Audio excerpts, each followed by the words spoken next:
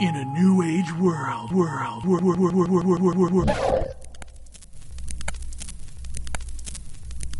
Dearly beloved, we are gathered here today to get through this thing called strife.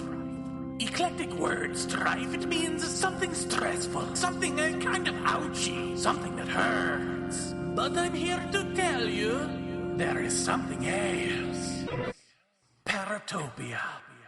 A world of never-frowning smiley faces. You commune with the sun, even in darkest night. So when the private deeks come looking for you, you know the ones hired by your parents to deprogram you, right? You tell them, do not think.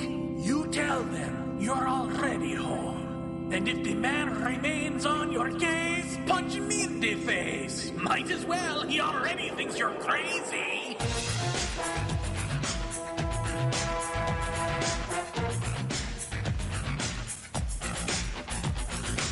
Paratopia.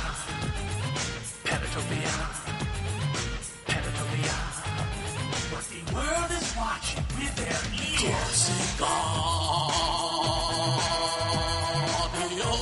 Like Santa with his hoe. Paratopia, there's no escape. Paratopia, from your happy place. Paratopia, why would you want to go anyway? Paratopia, where love is the thing. Paratopia, that goes ka-ching. Paratopia, and all my crackers sing.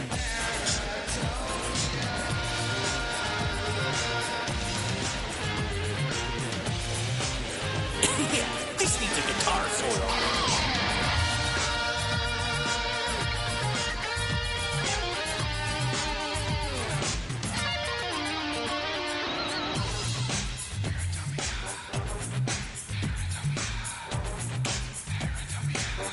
Thinking it is civilized. Paratopia, with nothing to fear. Paratopia, it's just a Jersey cheer. Paratopia, I'm out of lyrics. Insert guitar here.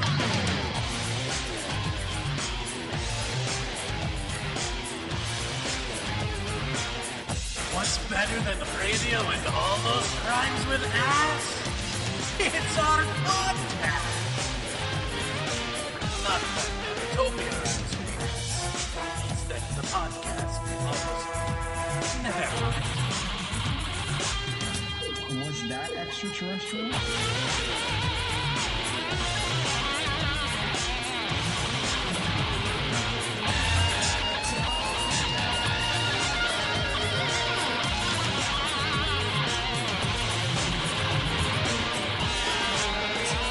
You know, I could really go for a red Kool-Aid with a crazy straw and a Pop-Tart with locks. You've got to think outside the box.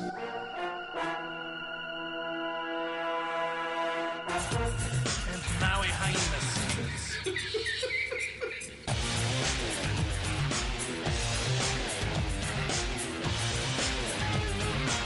Man, this song sure is taking a while.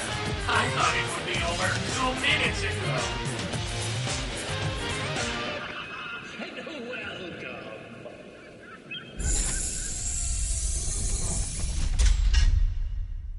Yeah, hello. Is this thing? Welcome, everybody, to Paratopia's 50. Go ahead, Jeff. Yes? No, I'm good. Let's go. Oh, yeah, this is the, this here is the 50th episode, and it's already, well, I wouldn't say a train wreck exactly. Stink bomb. No, it'll be fine. Quite the peanut gallery. It's just that half of the Roundtable didn't show up, and the other half gave me fake phone numbers. So it's an oblong table. Yeah, it's an oblong table. But who we do have with us is, let me see if I can get these names right, Jody Heckman, who you might know as Mudhog from our message board. Say hello. Howdy. That's his voice. He couldn't be more thrilled to be here. And then Alan Garrow, who is 7-string on the message board. Greens and a hallucination. Oh, God. And Jeff Ritzman, who never goes to the message board. Howdy. So the good news about this is if we run out of our own stuff to talk about, a bunch of people did leave their own questions on the 50th show thread, so we can always go to those if we get bored. Oh, really? Well, we should do those first because that's the ones Yeah, get people that want to out of the know. way. Yeah. Yeah, get that right out of the way. Okay. Yeah. All right, so the first question comes from, I don't even know how to pronounce this, of Abtus, right? Is that how you pronounce that name? Abedifus. Okay. Who says, okay, I can't really come up with anything other than something that came to mind last night when I was listening to Paul Eno. It doesn't probably go with the topic of this thread, but you guys decide. I'll just post it here, blah, blah, blah. Okay. I think someone has to be cleared for landing. Can we hold this I was question? going to say, do you guys hear that plane? Jesus. What the- It's just the Men in Black, nothing to fear. You guys have covered plenty of angles, from the trickster phenomena to residual ghosts to nuts and bolts. One thing I don't recall you guys discussing or having a show on is the parasite phenomenon. It would be interesting, to say the least, to hear you guys consider alien abductions through some kind of parasite filter, for the lack of a better term. Especially Jeff's experiences being so fucking weird. Would and could trigger interesting thoughts in a parasite guy like Paul Eno, if he were a guest on the show. Well, he's not a guest on the show, is he? Is he? I can already think of some parallels. For example, how Jeff always says and asks the guests about how the more attention you pay to the phenomenon, the more it seems to manifest itself. Right. And then he goes on to make a joke about he's not sure that he actually asked a question. Well, what is the question? The question is, what is the parasite phenomenon? Anyone know? I mean, what are we talking about? I think he's referring to some of the woo-woo world out there, saying that there's entities and even some of the extraterrestrials feed off of our negative energy. I mean, if you follow any of the reptilian stuff, I mean, that's like their whole purpose. Everything is set up just to make us live in fear and under control, so that we keep dishing out negative emotions, because that's what they feed off of. That's my first thought without even thinking about it. Yeah, I mean, I've heard of parasitic, psychic parasites, that are... I've heard guys talk about this on various shows, but it seems more like some sort of little worm-like entity or something, if you believe in such a thing. I guess for me, the bottom line is I don't buy that there are energy vampires feeding on fear. I don't buy any of that aspect of it, if that's the question, in terms of a parasitic thing that's trying to get you to have an emotion so that it can feed off of it or drain you in some way. I don't buy that. I don't even buy that in terms of what people see on the ayahuasca trip or any of that sort of stuff where they literally see some sort of parasitic entity that leeches onto them or goes into them. I think all of that is sort of a metaphor in a way. I just don't buy it, because I think, like, if there were aliens or interdimensional beings doing that, they could just raise people cattle to do that and keep them in fear and feed their need. Okay. Jeff? I have nothing to add. This is going well. Before we go on, let me ask you guys, what are your experiences in this? Are you experiencers? Are you interested bystanders? What brings you to the Roundtable? And I guess I'll ask Alan first. Well, I would have to say that I'm an experiencer of sorts. I can't necessarily say that it was alien necessarily. It was more, I've grown up around the shadow people. Ever since I was probably maybe 8 or 9 years old. Yeah, and it wasn't until I started hearing other people's accounts of, the shadow people, entities, or, however you want to refer to them as. And then I heard an interview, and I forget which one it was and which podcast it might have been on, but it was Jeff was reliving some of the stuff that he had seen. And that whole shadow people thing for me started to make me wonder, is that just another part of, the entire, the alien phenomenon, if you will. But it's been something that has just been real with me ever since I was a child. And then later on to find out that my sister and brother, they had both seen it, but it was nothing that any of us ever talked about. So then the more I started getting, being more interested, in the phenomena themselves, and then starting being interested in like UFOs and just kind of, being pulled into all that, it just really made me think that, what was I experiencing, and is it somehow interrelated to, the whole big picture, if that makes any sense. Sure. And Jody? I started about 7 years ago. I started going through a divorce, and I turned inward to look for answers rather than looking outward. And I was exposed to, believe it or not, Oprah Winfrey show had a guy named Gary Zukav on. And he started talking about how he lived up in the mountains with no TV, and we're on the verge of evolving as a species into a multisensory entity rather than just existing off of our 5 tangible senses. And I'm like, wow, that really makes a lot of sense to me. So that kind of got me started. And then I ended up through a lot of synchronicities, I ended up going out to Gilliland's Ranch out in Oregon, which was very difficult for me because of my financial situation and everything. Money fell into my lap. I went out there, and a lot of what he was saying resonated well with me. I found and agreed with a lot of what he was saying, how he was saying it. I went out there and saw stuff in the sky out there that a majority of it probably can be described as satellites, secret stuff that they don't put up on the websites that's passing overhead and that kind of stuff. But you've got these things that are flying overhead, and they are not going in straight lines. Their luminosity changes repeatedly. Some are just show up and blink and don't move, and you can interact with them and get them to respond back and forth.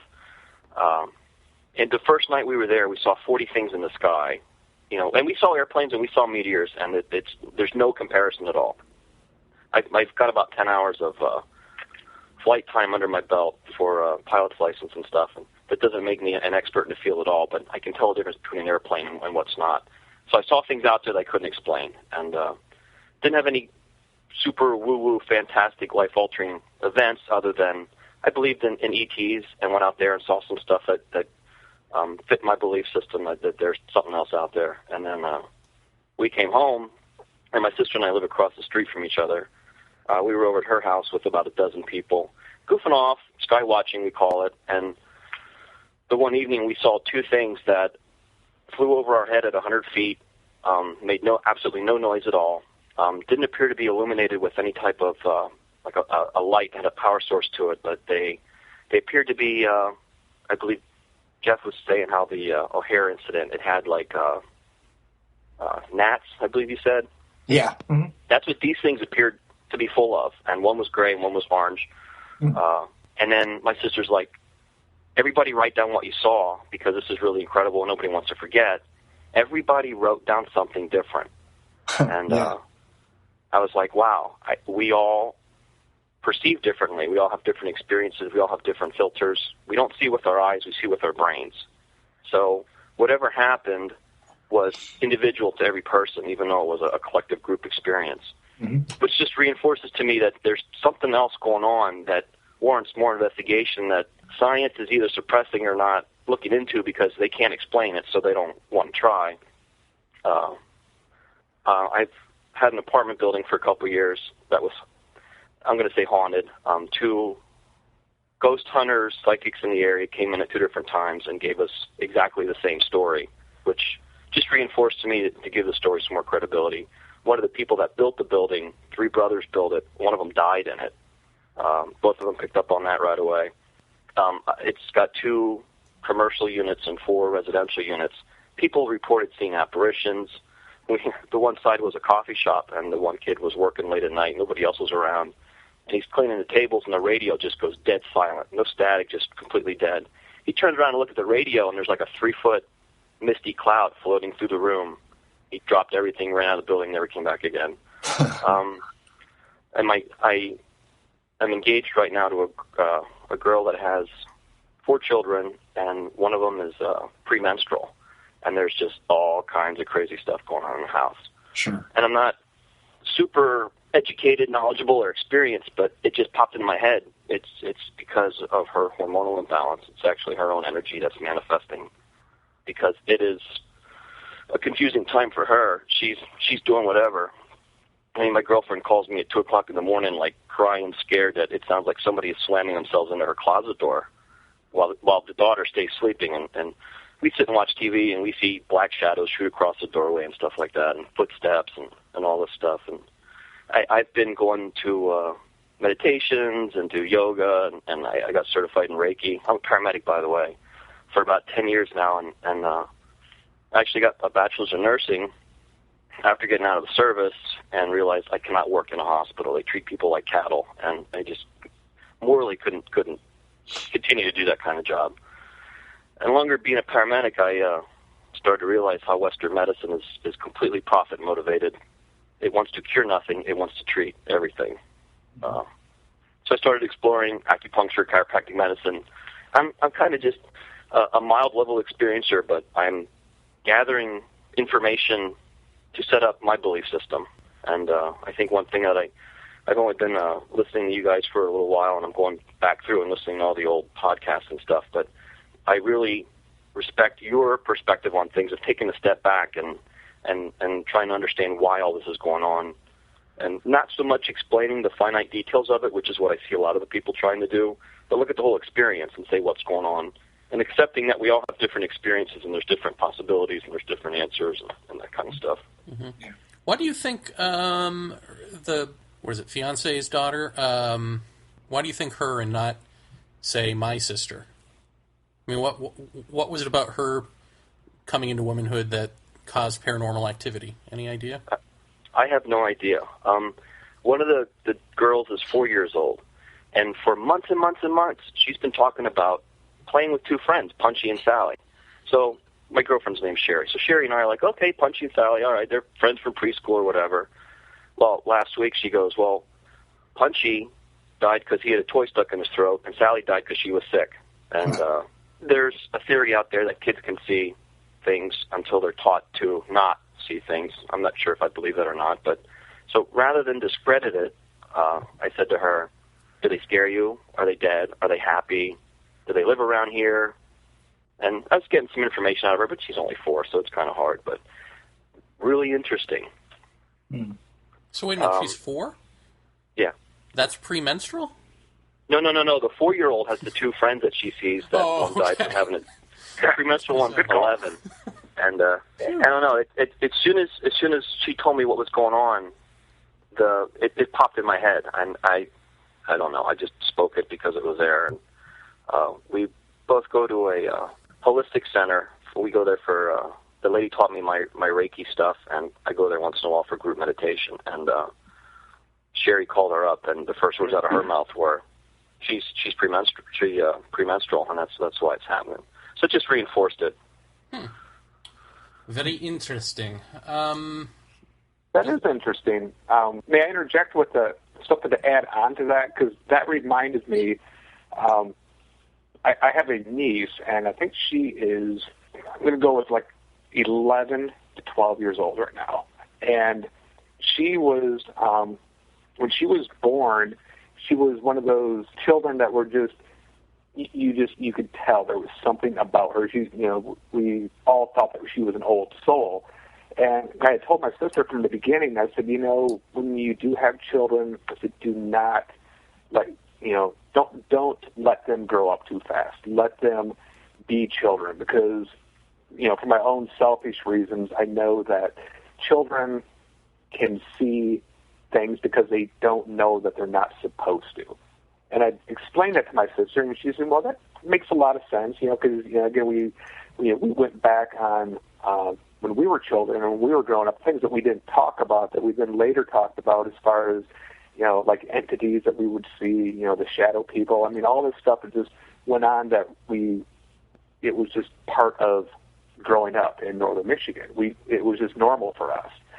And when her daughter started getting older and was getting able to talk, and I was visiting northern Michigan during a Christmas, and I can't remember for how long, but I've always just seen things, and quite often it was just like it's my grandmother on my mom's side. She was kind of a gypsy, the whole just old Scottish woman. So a lot of the old stuff carried over from, the Scottish paganism and stuff. So there's a lot of superstition. And I used to see her a lot when I was a child after she had died. and it kind of faded in and out. And one day, it was Christmas Day, and I was sitting in the living room at my parents' house with my niece Brianna, and I caught something out of the corner of my eye.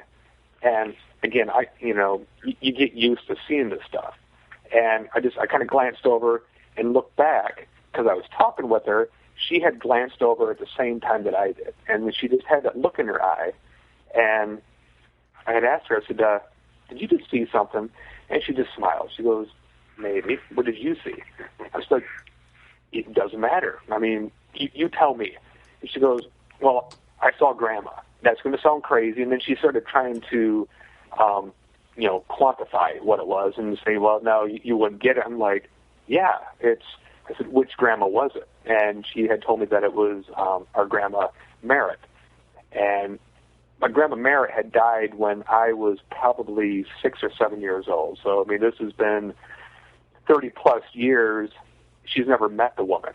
And she stood there and she described what she had saw, and that was the same thing that I had seen.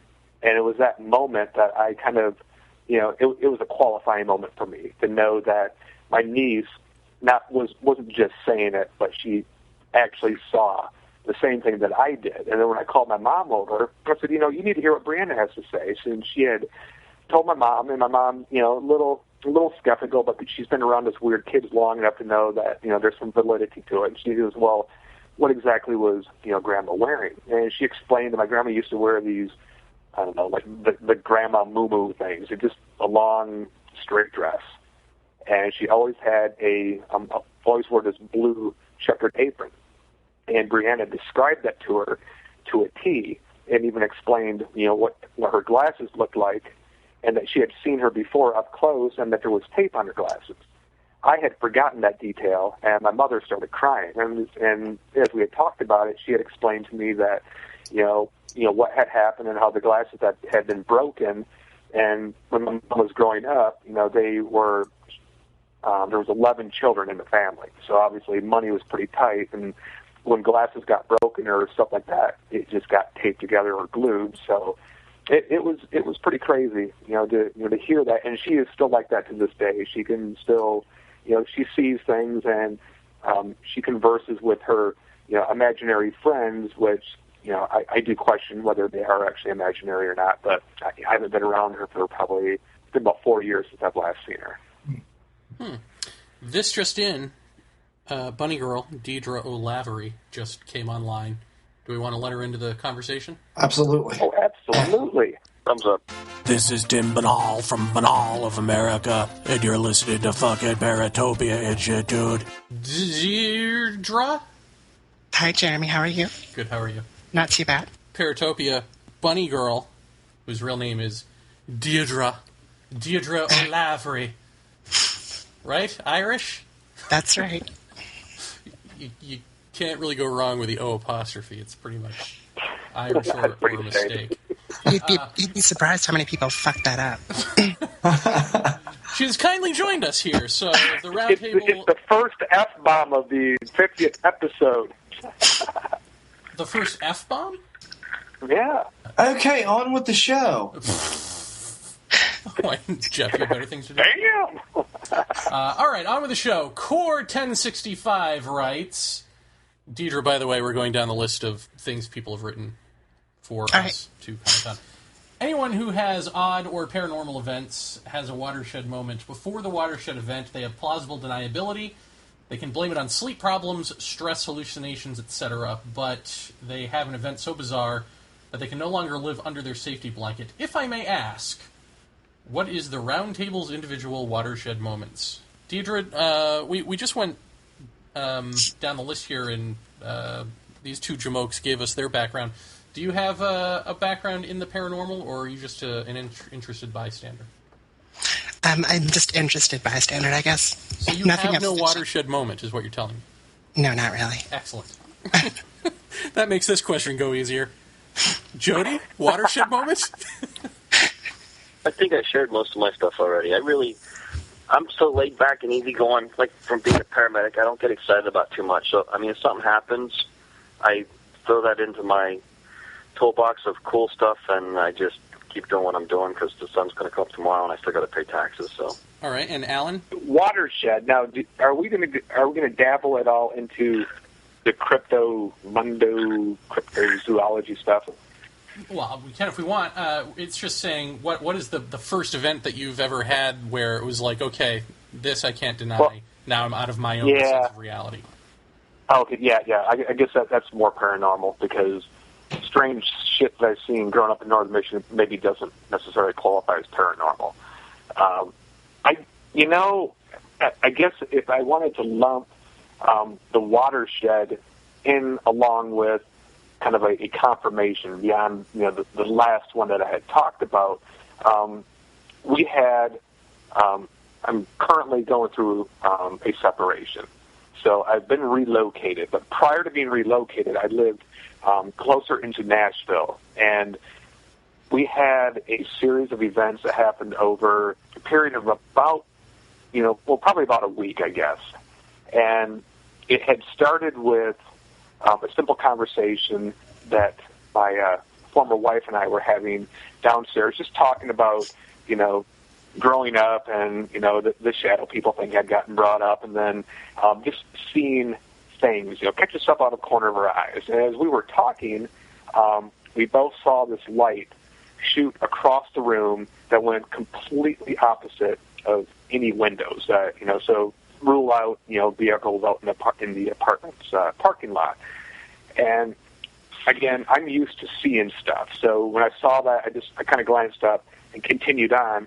She stops the conversation and said, "Did you see that?" I'm like, "Can you describe what you want me to think that I may have saw?" And she described exactly what it was, as far as, and it was just a light. I'm not going to do the orb thing. It was just a light that you catch out of your peripheral vision above your head. Shot across the room, and that was it. I'm like, well, yeah, I just saw that. She goes, well, that was pretty bizarre. And about the same time, one of our sons walked downstairs, and he heard us talking about it, and he was kind of like, well, yeah, I see these lights too. And then the other son comes down, and he's like, well, no, I don't see lights, but, there's these damn things that stand at the end of my bed, and they just drive me crazy. And I'm like, what? And the other son, the younger one, is like, oh, yeah. He goes, dude, I know exactly what you're talking about. Did you see the one last night? And he's like, you were awake? He's like, well, how couldn't I be? He goes, you stand at the end of your bed. He goes, but I was too scared to say anything. I'm like, all right, guys, rewind it. What the hell are you talking about? And they're like, well, we can't describe it. So the whole time I'm thinking to myself, well, I know what they're talking about.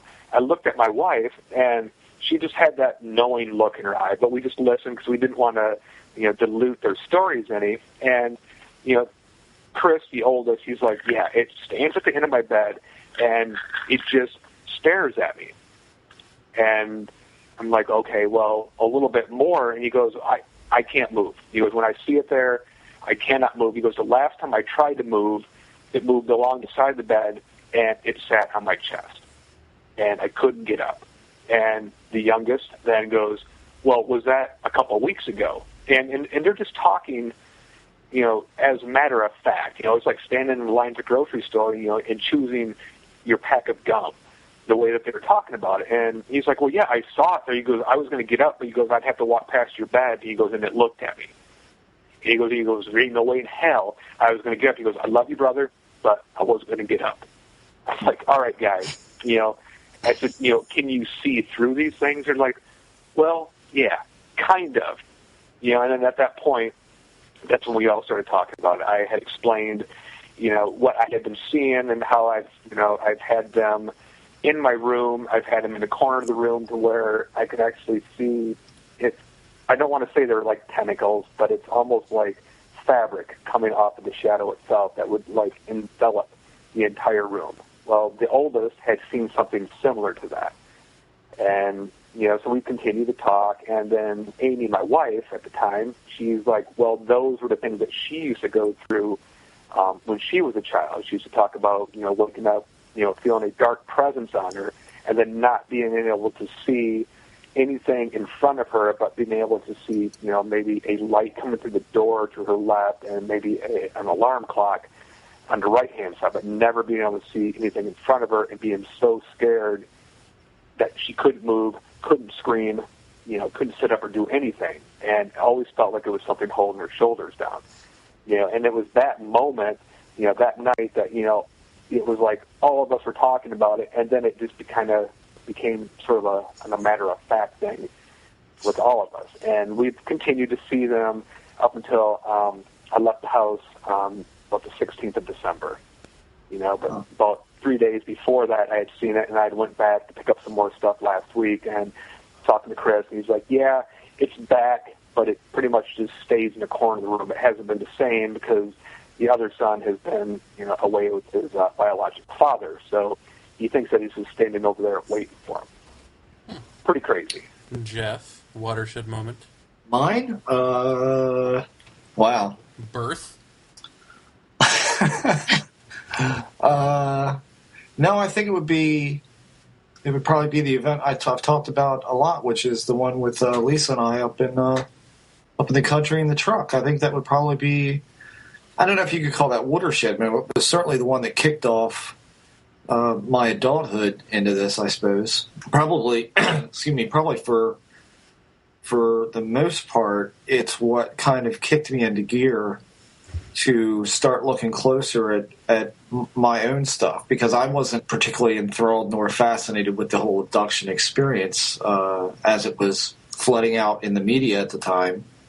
And I don't know, I kind of more or less blew it off and said, well, that's people just trying to do one better than a photograph or a video or just a straight up sighting. They've been on it, so of course that's going to be the next the next step up. And I kind of blew that off. I thought, well, how ridiculous is that?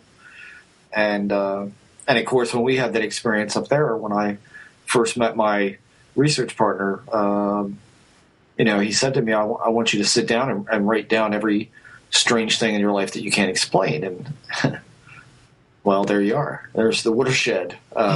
Because pretty much at that point, that's when I started writing down some odd things that I couldn't quite put my finger on, which included, driving home from Ocean City, Maryland, and ended up in the southern tip of Ohio, and the lights and the black sheets above my on my bed and all that sort of thing from childhood on. And I don't know. I guess when you were a kid and you were experiencing that, were you able to say to yourself, "Oh, this is my mom and dad are right. This is just dreams"? No. In fact, I was positive that it wasn't. I didn't know what it was. There was no point of reference for me at that point. I didn't know what was going on, even at the event at age 9, where I had the thing come up and clap in my face. I didn't know what that was until years and years later, when I'm fairly sure. I say this all the time, but I have a hard time remembering it because I did freak out in a public place, and which is pretty much unlike me to do that. But I think Lisa and I were at the mall, and there was the stereotypical picture of a gray. Oh, excuse me, and I'm pretty sure it was Communion. I'm pretty sure it was that cover, and I almost fell down the up escalator because I was like that's it that right there, and just promptly freaked out and thought I was going to pass out, to be honest with you. And it was that point we got out into the parking lot, and I said, I'm one of those people.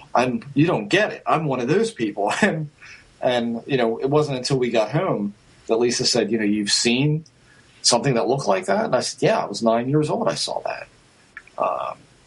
Something very, very similar to that. So I think that was probably at the point where I said, not only am I interested in this stuff, and not only have we seen strange things, but it seems that it's a lot more involved with my life than I thought it was. So I would have to say that's probably the watershed point right there.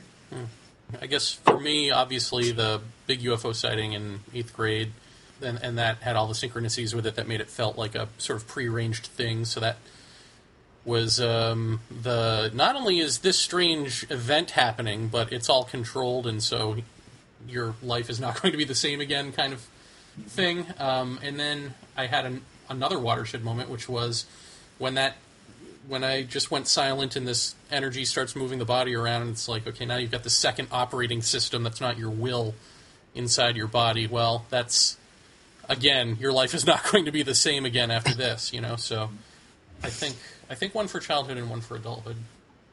Mm-hmm. Core has another question, which is, what leads people to further be convinced of their paranormal experiences?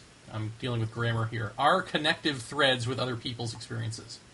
What are some of the biggest connective threads that further validated your own personal experiences?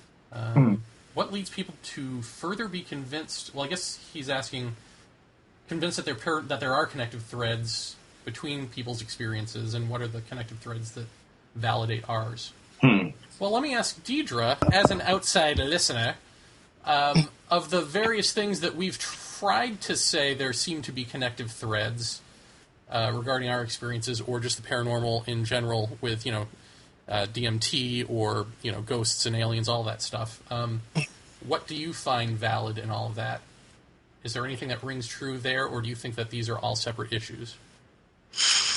I was actually writing a question to you guys that was sort of asking the same thing. There seems to be a lot of talk lately about there being connections between UFO sightings or different kinds of experiences. Cryptozoology stuff somehow gets lumped into UFO things sometimes. I guess my feeling is that I don't know that I'm comfortable with having so many connections. It seems like there's a need to kind of throw everything into the pot and see and make it connect, and I'm not entirely comfortable seeing it that way. Am I answering the question correctly? Yeah, I think so. I mean, you're saying you're sick of the unified everything principle. Right, the grand unified theory, and I think some stuff is definitely can connect, but with like numerology and things like that, I'm hesitant to throw too much in there, because for me, I think it just confuses things more. You kind of can get into too many different tangents, and so I try to look at things separately, and they may or may not be connected in the end, but for me to be able to try to discern any kind of sense out of them, I need to sort of look at them differently. Mm-hmm. Also, I want to add something. I didn't understand your last question because I'm a dork. I thought you were asking if I was involved in the paranormal in a professional sense, and I'm not. But I have had a significant number of experiences in my life, and have continued, although they've tapered off. What was the watershed moment for you? I don't have a specific watershed, because there's definitely been some that have been more potent, I guess, than others, but the most significant thing, the first time that I ever noticed that something was odd, was when I was young. I was probably around 4, and I would wake up after sleeping in my room, and I would have the typical kind of paralysis where you couldn't move. But I would be able to look and see things around my room, and in the dim light I could see things moving. I wasn't sure what they were. I couldn't make them out, and that terrified me even more. And then I'd sort of reawaken again, and everything would look just like it did a few moments earlier, but that kind of fear would be gone, and I would suddenly be able to move. That happened probably for a couple of years, maybe a couple times a year. And I think that was probably my introduction into everything. Since then, I've seen, like someone mentioned, shadow people, things out of the corner of your eyes. I've had plenty of things like that, and those always irritate me, because you're never quite sure if you saw something. You're pretty sure, but you don't know what it is, and you don't know, well, maybe it's, probably just my eyes. Same thing with waking up in your bedroom in the dark. A lot of your eyes can play a lot of tricks on you, but there have been moments where definitely something was wrong. Strange lights that were suddenly in my room, or a weird glow, things like that. So, what do you guys? Anyone can answer this, I guess. What do you make of sleep paralysis? I mean, people would just chalk most of this stuff up to sleep paralysis. What does that mean? I mean, does anyone actually know if there's any scientific, explanation for what sleep paralysis is, other than to say that word instead of having to deal with paranormal? I've heard about it. I've heard about the term not too long ago, and it came up in a thread I was reading about abduction, and someone said, well, it's sleep paralysis. I had never heard about it before then. I don't know if there's any real validity to it, or if there's if it's in some science textbook somewhere that says that actually occurs. Personally, what I experienced, I don't think it was something like sleep paralysis. I think it was something else, but yeah.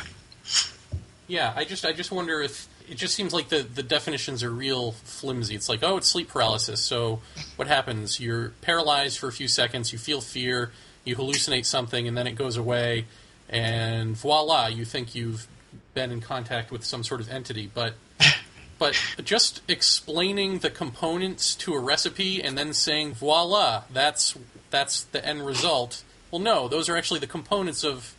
That's the recipe, but that's not what was baked. You know what I mean? Like, I just don't know that actually explains it. But maybe it does. I mean, maybe somebody knows. Jody, have you, in all of your readings, have you read, like, a really clear definition of sleep paralysis? I was going to say look it up on WebMD, but I think for the people that are skeptics, they use that a lot as a cop-out, just kind of like everything swamp gas and weather balloons, too. I'd like to interject with that one real quick, because that it almost gets lumped in with what was it? When you guys are talking about the crop circles, you've got the obvious hoax, that's could be proven as broken stalks done with a stick, but then you get the other ones who have this molecular bend, that can't be explained, but that gets thrown out. It's like throwing the baby out with the wash water. It's the validity of it means nothing to anybody at that point. So the same, like when I wake, or when I have woken in the past, with the sleep paralysis, I am woken by a fear that's deep inside.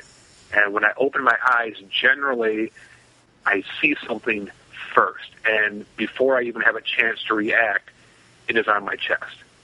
And usually it's holding my arms down. So that's just like any of us trying to explain to anyone else that, well, I was awake. Well, how do you know you're awake? I know I was freaking awake. I just know that. It's just like I can't validate that to someone who perhaps is more of a skeptic. They're just, they already have predetermined that, well, this is what it is. It fits this group. It's like, well, no.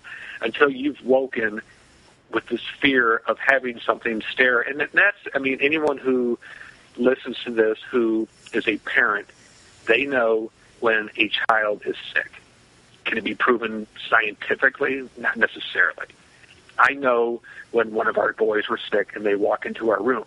I'm asleep, but I wake immediately and I know who's in the room.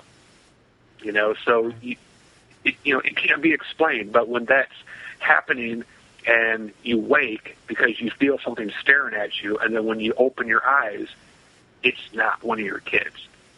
Right. And that moment of recognition, it is on your chest, and it almost feels like it's trying to climb into your chest and be part of you or take something from you. It's just you can't explain that, but because there's, I don't have any sort of scientific equation that I can throw at somebody who will make it believable, it just gets thrown out with the rest. That's just, and that's something that I find so frustrating, because anybody, like the stuff that Jeff has seen is what kind of helped bring me out into feeling like I wasn't so alone. The distortions that I can see, staring at a wall, or something that I've seen for years but couldn't explain to anybody. It's almost like it's liquid. It's almost like watching the white noise on a television. If you stare at it long enough, it all starts. There's something between you and the wall. There's this happening, right? And we see these. And my wife tripped over one. We had a distortion ball. That's all I can call it. It's about the size of a football, and we thought it was a cat. But, our cat is white, and this thing was just like a grayish distortion that I've seen before, and I've just, get up early in the morning, you don't want to deal with shit. It's just been a long night. You get up, there it is in the goddamn hallway, or you're walking down the steps, and it's coming up at you. I just move away from it. When the wife sees it, she screams and she jumps. And then she looks at me and she goes, "What the fuck was that?" I'm like, "I don't know. What did you just see?" She goes, "Well, I thought it was the cat." I'm like, "Was it that gray ball of shit again?" And she's like, "Yes, I wish you would do something about it." I'm like, "I don't know what I can do about that." She goes, "Well, none of this stuff, these fuzzy little things that run around through the house, and the thing that stands next to my bed has never happened until you came back into my life." I'm like, "Well, apparently it's attached to me. You're I'm welcome. sorry. You're welcome. I have baggage." Yeah. Well, I mean, and here's the other thing about anything that's, getting back to sleep paralysis, that seems to be the go-to answer for most skeptical people out there. The problem is that when you're talking about hypnagogic or hypnopompic paralysis, that is more often than not something that you can break. I know I've had it fairly recently where, I'm listening to a podcast and I kind of drift off to sleep and then I wake back up because I feel the onset of paralysis coming. And usually it starts in my left arm. And I realize that, I'm going to pull the blankets over on my left side and I realize, whoa, my arm won't move. And that immediately sets me into, why the fuck won't my arm move? Which then sends an adrenaline surge to my brain, which makes me freak out, and I jump real suddenly, and I break out of it. I've also had it where I've woke up in the middle of the night and have been paralyzed, I'd say, from the waist down. And that, again, I can lay there and literally will myself out of that. I can wake myself out of that hypnopompic state because I know what's going on. I would say that it's wholly different from anything that is, for that matter, I don't have paralysis at the onset of any sort of experience anymore. I'm usually quite okay when it comes to that nowadays. But I would say back in, the mid-'80s, early 90s, I would say there was quite a bit of that going on, but it certainly wasn't anything like sleep paralysis. This was more like somebody directly telling you, don't move. And you just listen because you can't not listen. Right.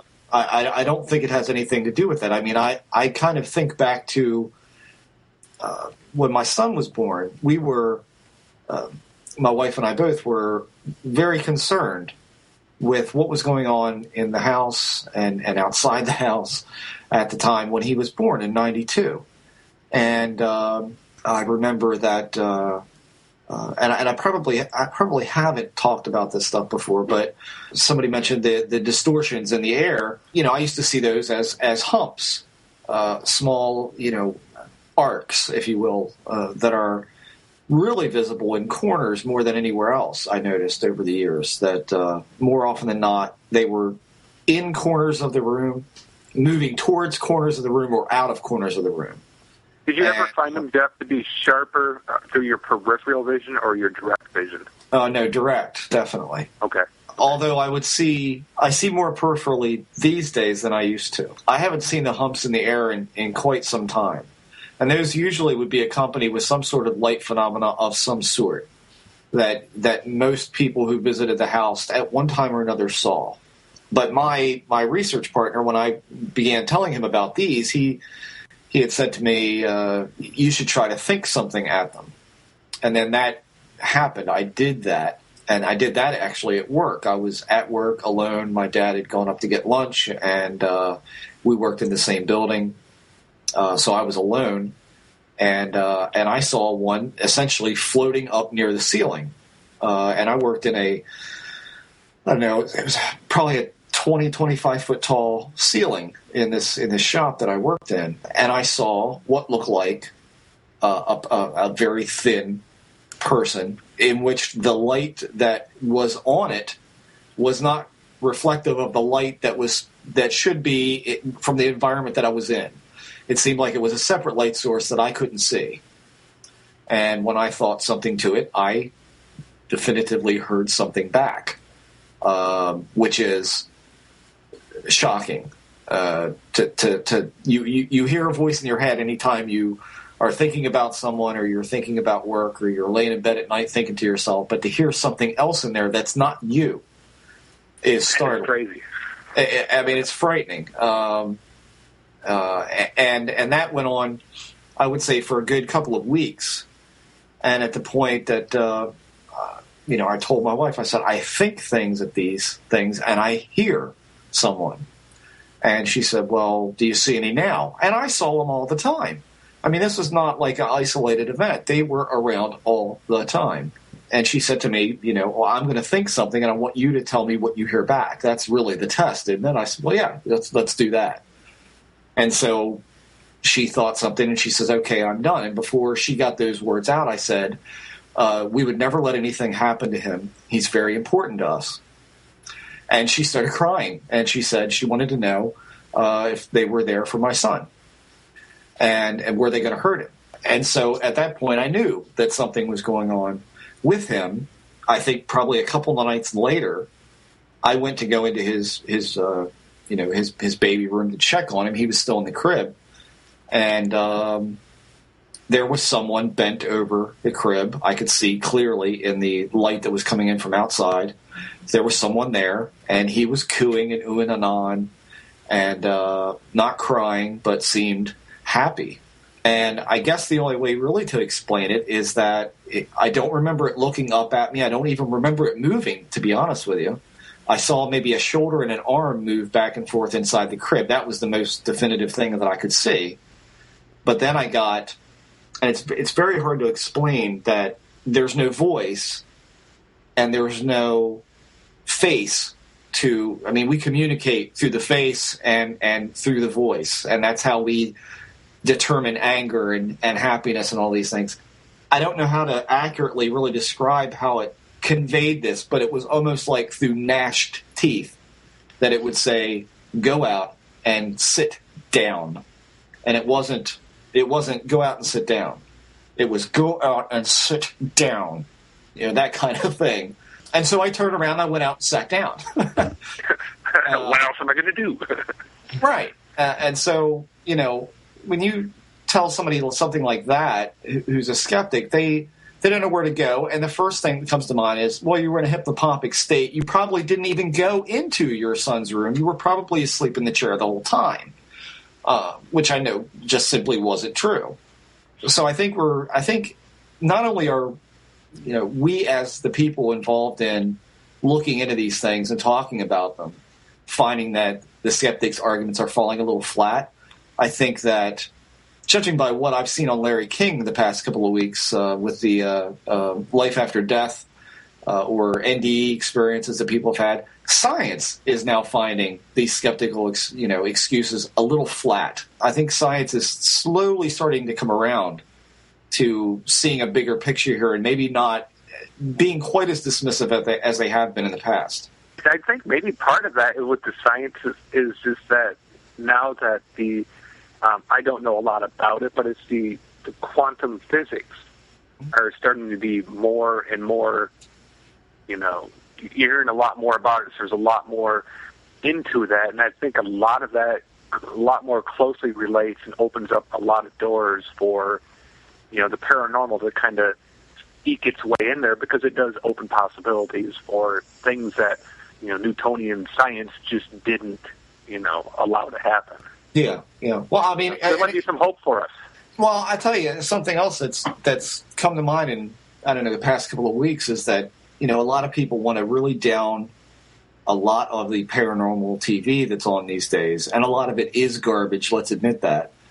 But I think what that's done for the population at large is that it's made people incredibly open to talk about some of the weird shit that they've seen over the course of their life.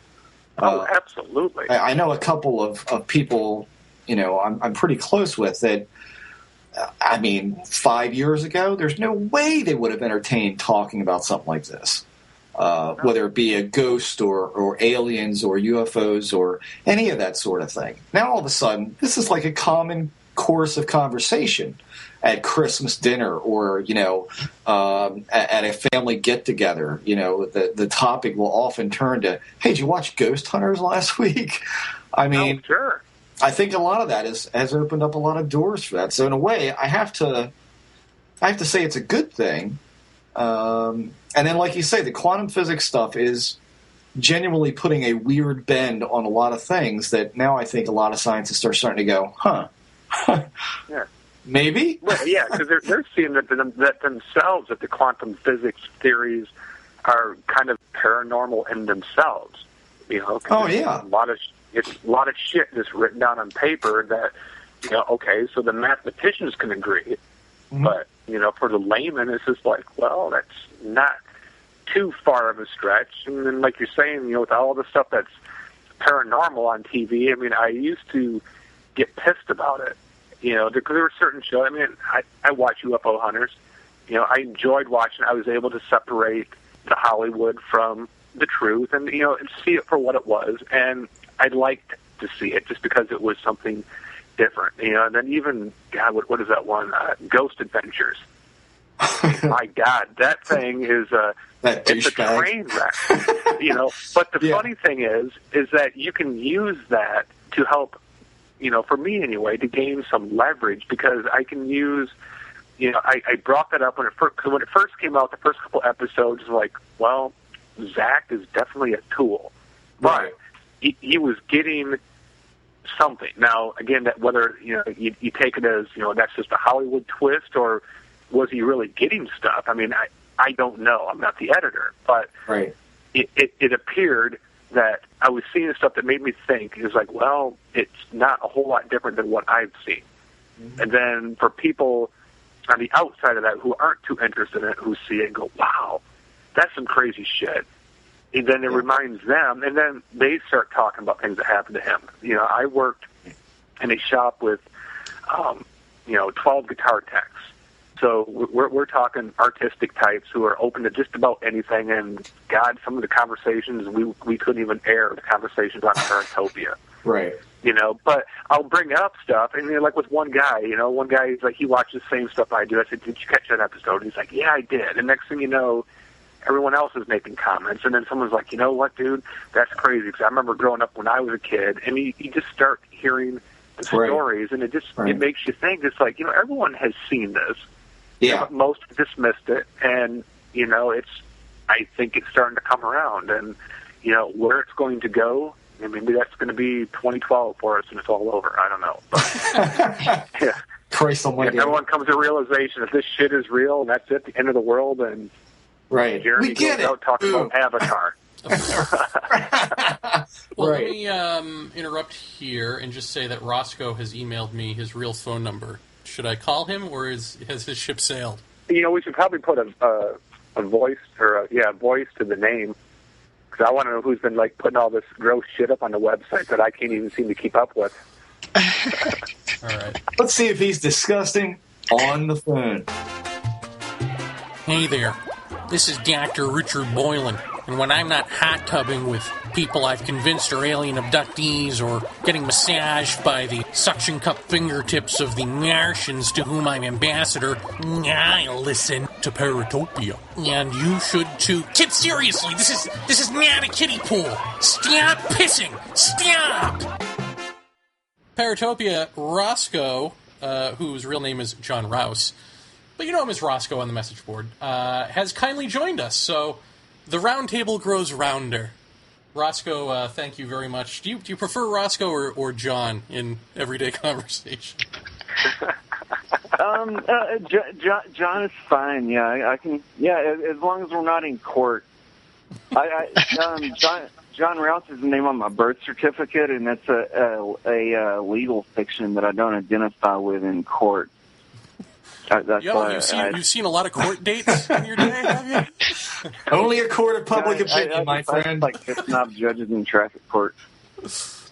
I have a question for everybody. I want to know, I know that not all of you have heard every episode that we've done, but I'm curious, going right down the line, starting with Deirdre, who would be the guest that we've had on that you think has been the best show, the best, or that you got the most out of? I liked the last guy you had on, the last episode you had on. A lot of the points you brought up were pretty consonant with some of my own thoughts and feelings. You're not Deirdre. Oh, was going to say, wait a minute. Wow. Deidre, who do you think? All right, so hold on a second. I think I liked the last one. Was it the Tim Bennell episode? That was my favorite because I sort of like how it was just raw. His opinions, actually a lot of your opinions are similar to mine.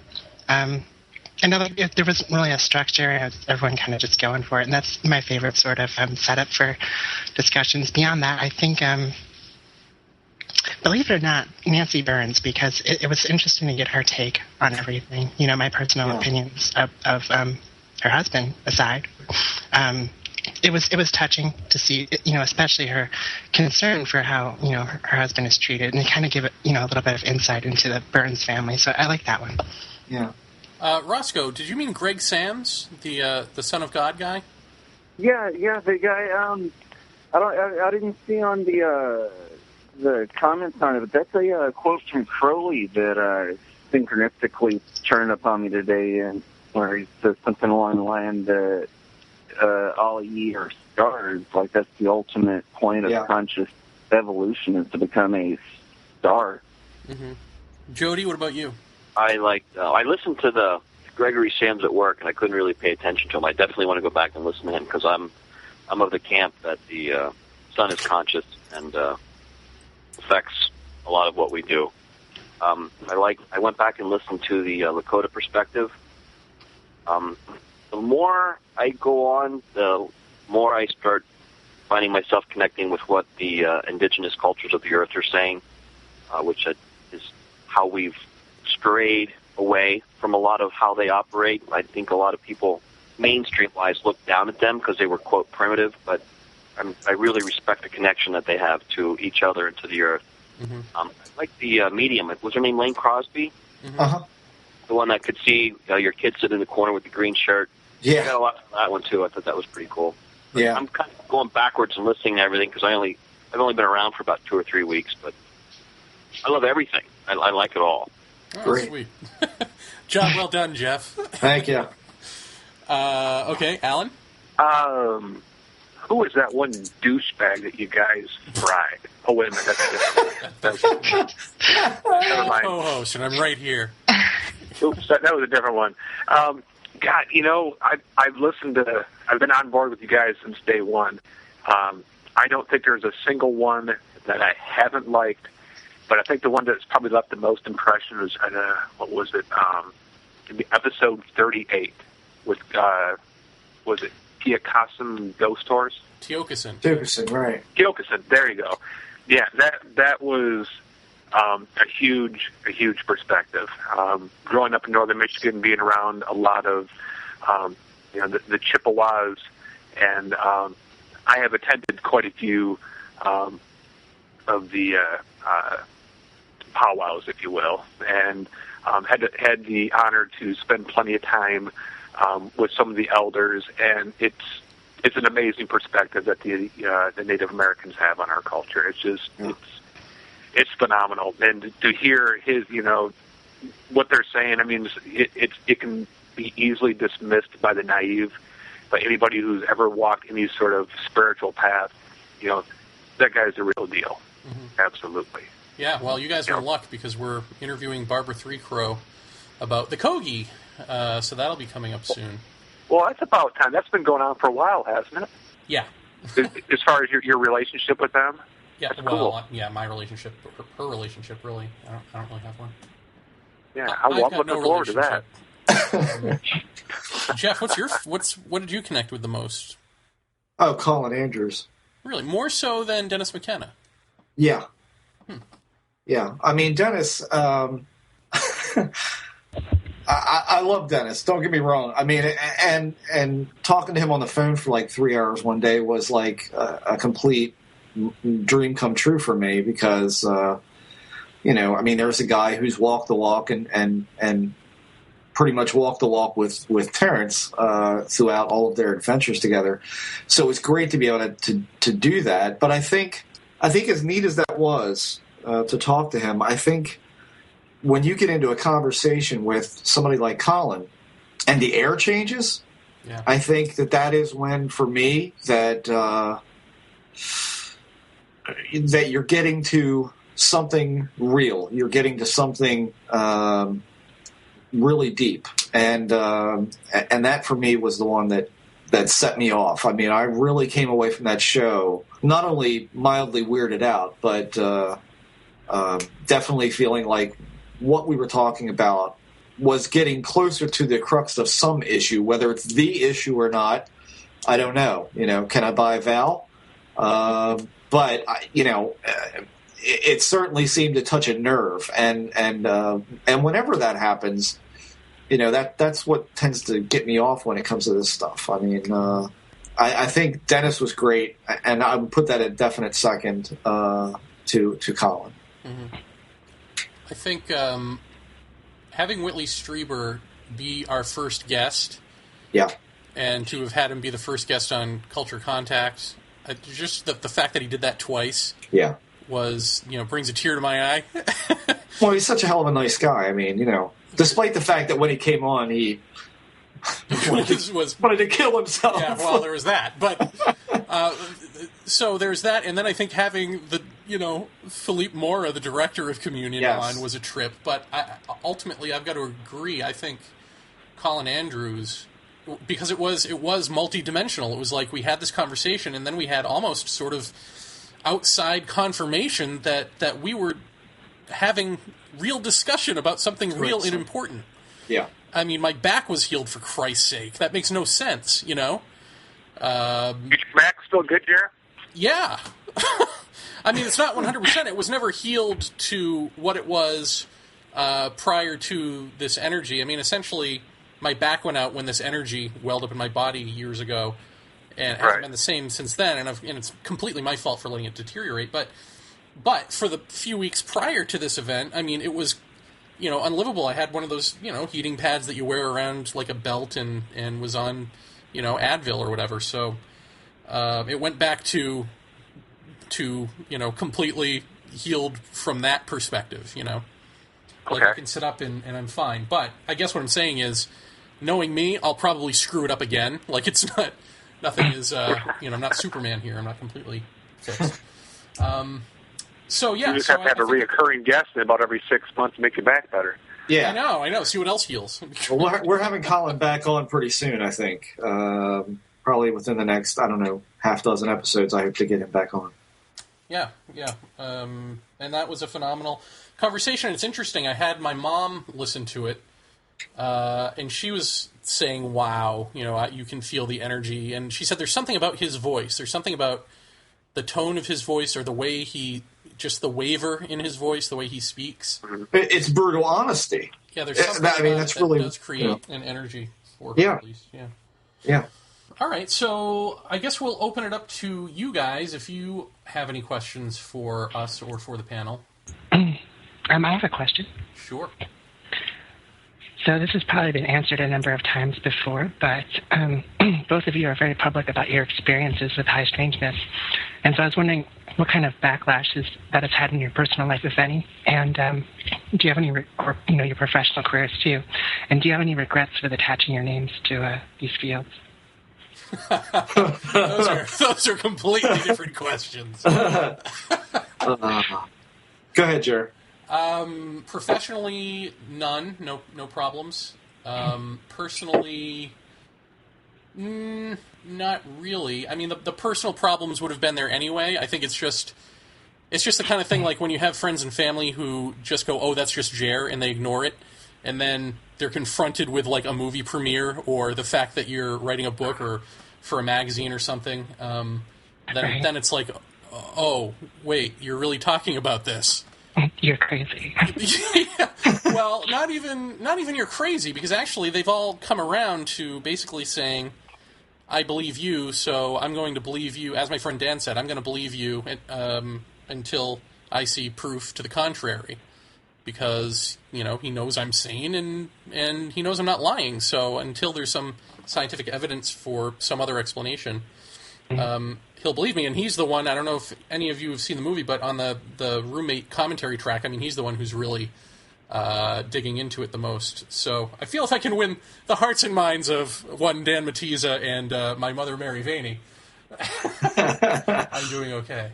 But in terms of having my name associated with this stuff, I don't know. I go back and forth on that. I guess I take the Howard Stern approach as he does with radio, which is that radio is so easy to dominate because it's so run by morons and unfunny people that you can look like a genius just by being a little bit above subpar, just by being par.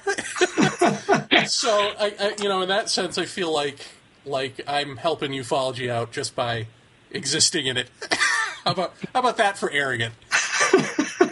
But then when I see something like... That's almost an all-time low. Yeah. But then when I see, like... Just when I thought you couldn't go any lower.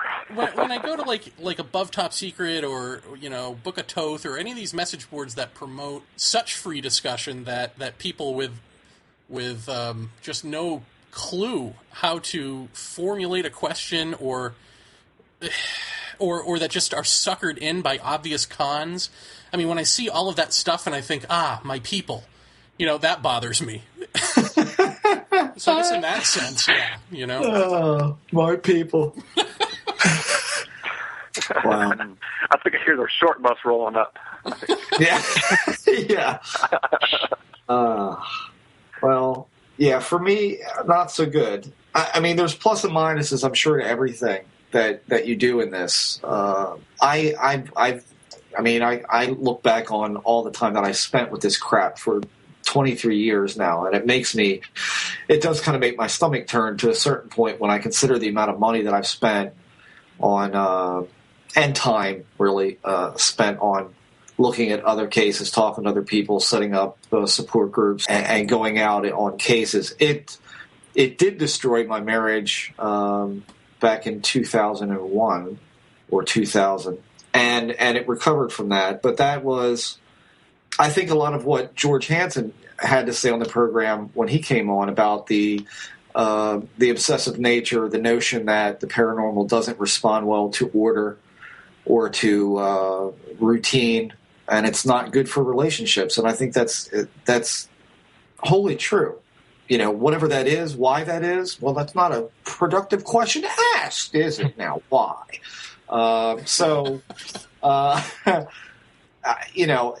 It did do that. I mean, when you're a guy with a 2-year-old son and you're getting calls at 3 o'clock in the morning that require you to drive 45 minutes away because there's a sighting going on and somebody wants you there, and I did it, and then you try to hold down a business, it's not easy. And so a lot of times I think for, I don't know, a good 3 to 4 to 5 years, I was probably hardcore obsessed based on a desire to know what the hell was going on with me. Why me? Why did I have this happen? Why don't other people?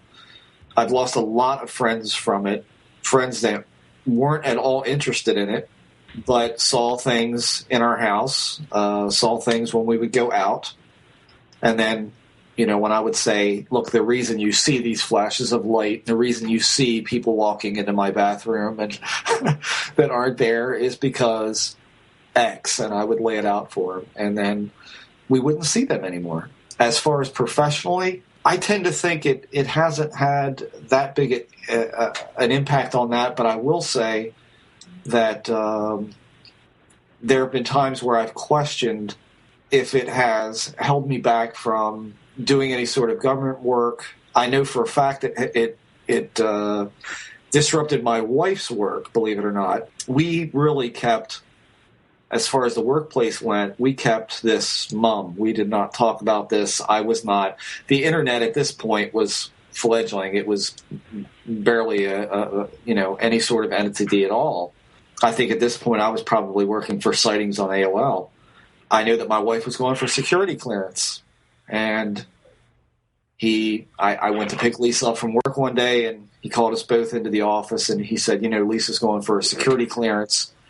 And he says, I can tell you that I'm very apprehensive about sending this. And when she asked why, he said, it's because of what your husband is into. I don't think that they're going to approve your security clearance. And he had no idea of what was going on, but he did know what was going on. So it's a mixed bag. By the same token, how would I have met any of you people? How would I have met Jeremy, How would I be doing this show where, we are digging into some of this stuff? So it's got its pluses and minuses, but I think, by and large, it's a deficit. Jeff, do you think that you're inevitably here? Like, I feel that even if I had stuck with television and writing and all that I inevitably would have written about my own experiences at least. I probably wouldn't have ended up at UFO Magazine and all that snowball effect, but I definitely would have written a book about my experiences. So in some sense, I am inevitably here, whether I want to be or not, if that makes sense. I mean, I think I couldn't... I mean, I heard somebody recently say, the people that don't talk about this are the people that are really having experiences, and those who want to talk about it outwardly are not. And I think that's absurd. I think when you have this happen to you, and you realize that something is going on and other people see it, and it's not just you, if you can qualify all those different aspects of it, that it's very hard to keep your mouth shut. And so you either get pigeonholed into thinking, or pigeonholed that other people think that you're crazy, or you try to carry yourself in a really honest way and try not to attach every sort of tangent phenomena onto this. If you can remain skeptical of your own experiences and let people know that, and in turn be skeptical of everything that comes towards you out of this phenomenon. That is where it gets difficult. Because once you realize it's real, you start getting suspicious of everything. And I've personally experienced that prolonged period of deep paranoia where it almost felt like everything around me was looking at me. Yeah. I mean, and it sounds crazy, but there are points in your life where you have to really pull it back, and I'm lucky in the aspect that I had people like Bruce Maccabee telling me, when you see things like this, you've got to take a step back and look at this through normal eyes and say, what am I seeing? What is going on? How else could I explain this? And I do that, a great deal of the time. I mean, it's, I mean, for me, in the past, 3 months, 4 months, it's gotten extraordinarily in your face. When something does happen. It's been happening with me a lot with just synchronicity, just like having a conversation and say a radio or a television is on, and myself or another person in a conversation will say a word, and the same word will immediately happen on the television. Or Right. I'm reading, and I read a word, and the same word is said aloud. Yeah. It's almost like, it reminds me of like a form of compression where it's like say a program, and if there's like one piece of data that has to be used, it's the same piece of data that's used in multiple pieces that all like reference, you know what I'm talking about, like JPEG compression of reality. Yeah. And I think I explained to Jeremy, I don't know, it's been a couple of weeks ago or more now, that I called him up really excited, and I said, this whole thing feels like a feedback loop. Yeah. With a delay pedal on, and and you tap the delay pedal and you hear that ta-tink, ta-tink, ta-tink, ta-tink. But eventually, as you know, if you turn that modulator up, it starts repeating that so fast that little tink sound doesn't sound like that anymore. It sounds like, a tone. And these things are kind of like, I think that if we are, putting out something that is resonating elsewhere, and whatever the other is, if it's resonating it back at us, and that feedback loop continues to increase and continues with frequency, that's when you get synchronicities, that's when you get apparitional, that's when you get manifestations of all these different things. The word moving across the water, man, from, I think that's John 1:1, or John 1 verse 1, and beginning was the word. I'm going to a synchronicity. You were talking about modulation. When I was listening to the last show, I had Terrence McKenna's voice pop in my head and the term modular hierarchy.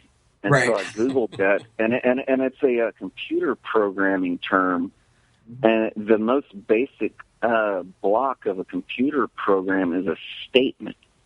Mm-hmm. Is that not like a word? Right. And that moves up through. I don't have it right. You can Google it yourself and look at it. But it's a computer programming language. And it made me think of human consciousness might not be the level of consciousness we're experiencing. Might not be like some sort of a. We're not at the bottom. We're above the level of the basic statement in the program, but we're not the ultimate program. We're some sort of a subset of a higher program. Yeah. I mean, I can completely see that. When we start talking about feedback loop or give and take, more you give, more you get, that sort of thing. I mean, I can see that stuff in action just about everywhere. I mean, including right down to ghost hunting or UFO sightings and all of these kind of things. I think the problem is that, and this has become, and Deirdre, this goes back to your question of, what's the plus and minuses. Here's a big minus for me. And that's been like my mantra for the past 12 years has been that this is not what we think it is. This is not as easy and as cut and dry as extraterrestrial visitation or dead people coming back to deliver a message or unrestful spirits. This is something bigger. And I think much like Colin Andrews said when he came to talk about the crop circles, that this has more to do with human consciousness than we can possibly get our heads around. And the question bears to me is that if consciousness is doing this, then that means that there's someone else at the end of the loop. And who is it? And what are they doing? So, I mean, that's a big frustration when you go onto another message board and you see, Project Serpo releases, March's update. What? Shut up! Please shut the fuck up. You don't get it. I mean, that is the biggest frustration in all of this, is that you're trying to, or at least I'm trying to, with this program, with if I try to write a book or a paper, I'm trying to say, let's clear the decks and look at this thing as it presents itself, and not put every attachment onto it that is so pedestrian in some pretty damn weird ways. Exactly. But everybody wants to stick it into that same pedestrian, human culture-bound, Earth-like box and say, I'm thinking outside the box. And you're not thinking outside the box. Because to think outside the box is to take an LSD trip. Just to be at the other end of the feedback loop. Right, exactly. Yeah. Now there's a round table for you. Well, take that. John, one of the questions we all sort of went down the list with was, what was our watershed moment with our experiences? What was the one experience that woke you up in such a way where you could no longer ignore that this stuff was in your life? What was it for you? It was where me and... There was one before where it was just me and one other person, but there was another time where it was myself and one of my best buddies who I've had multiple encounters with, but it was all three of us. And I could drag it out and make it a long story, but yeah, don't do that. I'll take it right to the climax of the story. This thing came out of the sky and descended upon us. There was no kind of there was no abduction experience, but the whole day had been weird. But we were way out in the middle of the boonies, in the middle of nowhere, and there was a lake where they dammed up the watershed of the land, and so there's about an acre lake. And we went and I just said, hey, let's go hang out by the lake and see if we see any UFOs. We went and sat out, and as soon as we went out, this green egg-shaped thing it was bigger, about twice as big as a star, was going across the sky. And we were like, wow, that's cool. It passed over us, and then from the east and west, at the speed of fast shooting stars, shot in and hit it. and then it stopped and turned into a bright light in the sky, like probably 4 or 5 times bigger than Venus. And then out of the woods, just maybe like 150 yards away from us, it looked like a rave kicked off. You couldn't see exactly what was going on. It was through the trees, just lights went crazy. Huh. And this thing floated up out of the woods, and it came like right down on top of us. I mean, it looked like a freaking circus tent was coming down on us or something. And it just kind of drifted off. We probably saw it for like 15 or 20 seconds. But my brother was like completely stupefied. Me and the other guy were going to drag him and throw him in the pond there to like snap him straight, because it seems like a stupid question, but it was like, holy shit, did you see that? Yeah. And he was just looking up, and he was just staring at the sky, and I was like smacking him in the head, and he would just say, light. Yeah. That's pretty much the reaction of some people. I mean, but I mean, this thing, seriously, it came like right down. It was probably a 25, 30-foot ball of just like I couldn't make out that there was like a solid structure to it. It was just like this cluster of flashing bright balls of light. Huh. And it got like right down on top of us where, I mean, there was like one point there where it was just like nothing but just white, just like being in a field of white. Wow. And then it drifted off and kept going. And you say this big thing came out basically out of the woods? Yeah, it came out of the woods. Did you ever happen like to go back during the daytime and see if there was any effect on the ground at all?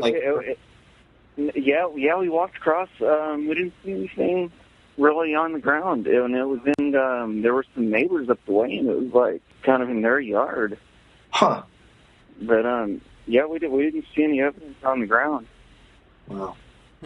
That's amazing. Me and one of the guys that saw this one, this was the second time that we'd seen one. We went and tried to investigate the first time we saw one was at Garner State Park in Texas. There's a big prominent landmark there called they call it Old Baldy, and it landed on top of that. Huh. And it looked like whenever it landed, it looked like a 2-dimensional triangle. It was orange. It had this odd, like, flat, it almost looked like, remember one of the pylons on Land of the Lost. Huh. I'm curious. It was just like this orange triangle thing, but whenever it flew, it would either be like a cluster of 3 lights, like plasma balls stuck together whenever it hovered, and then whenever it really flew fast, it would like spin and turn into just a single ball of like a white ball, and phew. Was it extraordinary? Like when you say it was like shaped almost like a pylon, was it very hard edged or very fuzzy edged?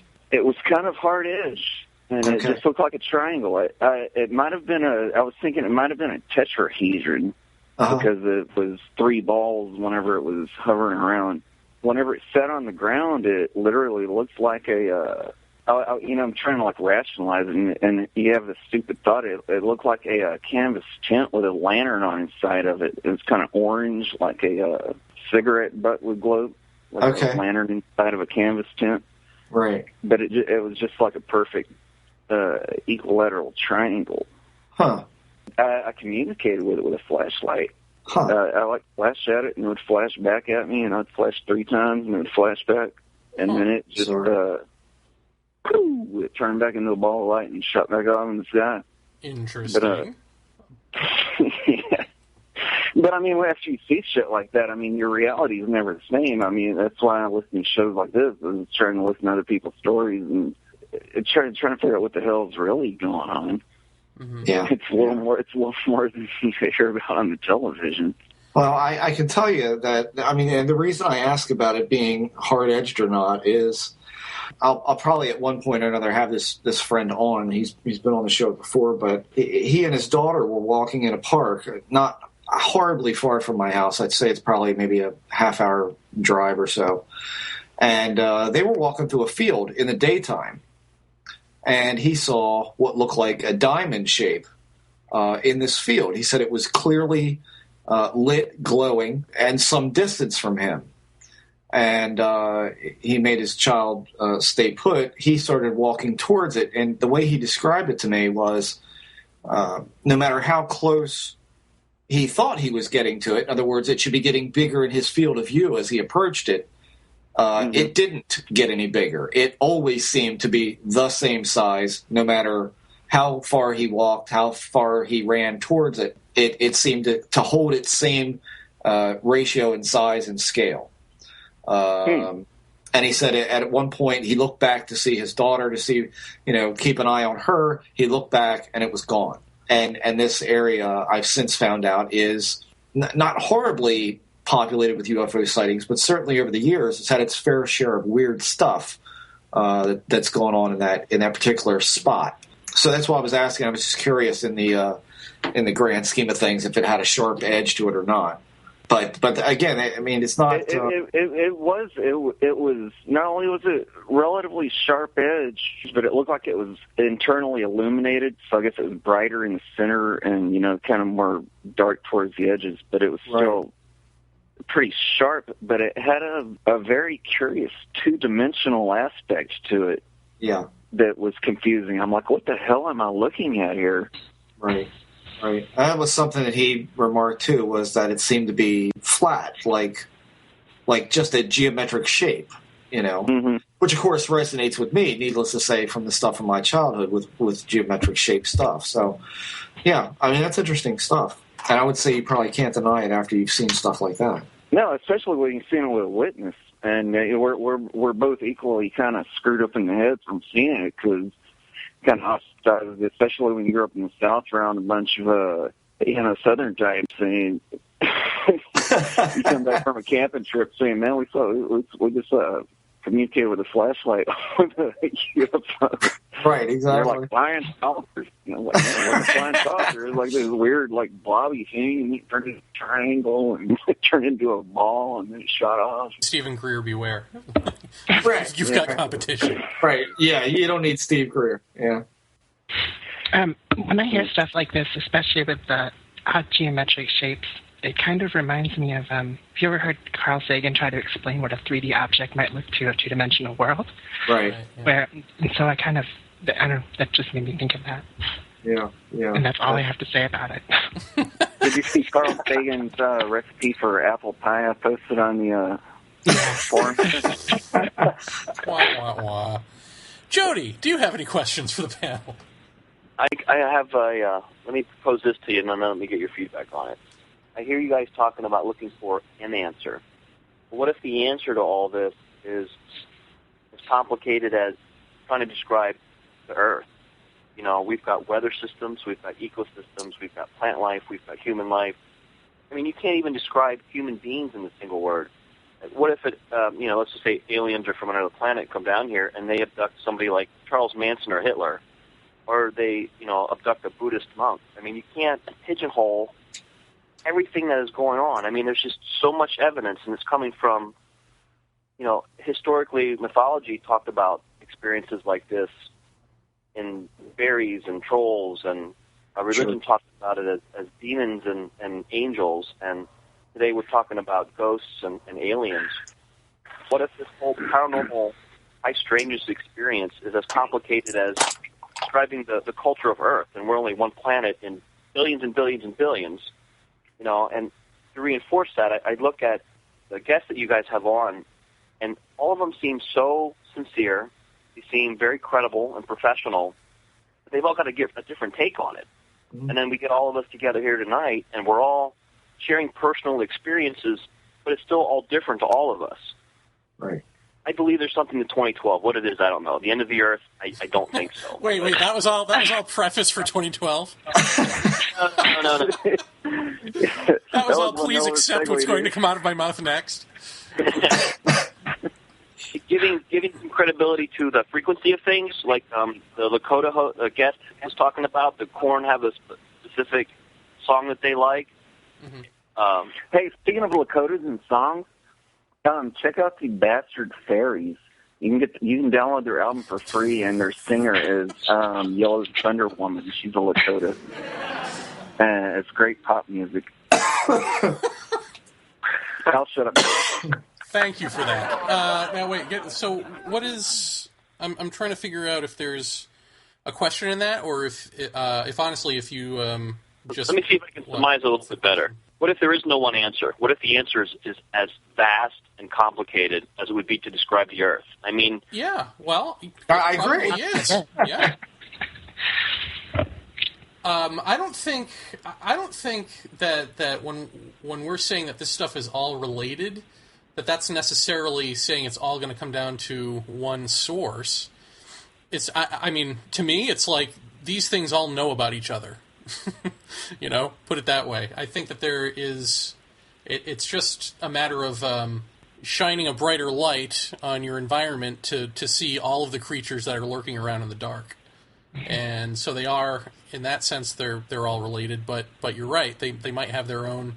I mean, the other implication of that is that they're all, individually, have their own ecosystems and their own ways of doing things, all that stuff. And I even thought about, well, geez, we make fun of fairies and all that, but what if there are, much like Earth, what if there are pockets, well, much like Earth, on Earth, what if there are pockets of places where certain things live, and again, if you could flash a light and be able to see that other dimension, you would see that they are localized in the same way that Africa and South America and North America and all that are isolated, and have their own isolated ecosystems with their own animals and their own stuff. I wonder if Earth in this other dimension, this other broader dimension, is also populated that way, and that's why certain cultures see certain things and others don't. Well, it could be. We're seeing like distortions from the ripple effect, between dimensions or however you want to call it. Yeah, but and then that other dimension is also, if you think of it wrapped over Earth or something, that it would also be local. It would also have its own locality to it. It would have its own indigenous creatures. Right, yeah, its own indigenous lands. Whatever, if you want. yeah. Yeah. Well, see, I used to try to explain that to people to, removing any of the human ego and assuming that just even in a drop of water, whatever lives in that drop of water, let's just say, for sake of argument, that it has its own conscious awareness. And what it knows is what is in that drop of water. And anything that comes into it, that it could be on a leaf. It's almost like Horton hears a who. Uh-huh. That whole thing. I mean, and I've even heard it, put with, like, fish, for example. I mean, that's a pretty good example to where they're in their own world. They know the water that they live in. That's their world.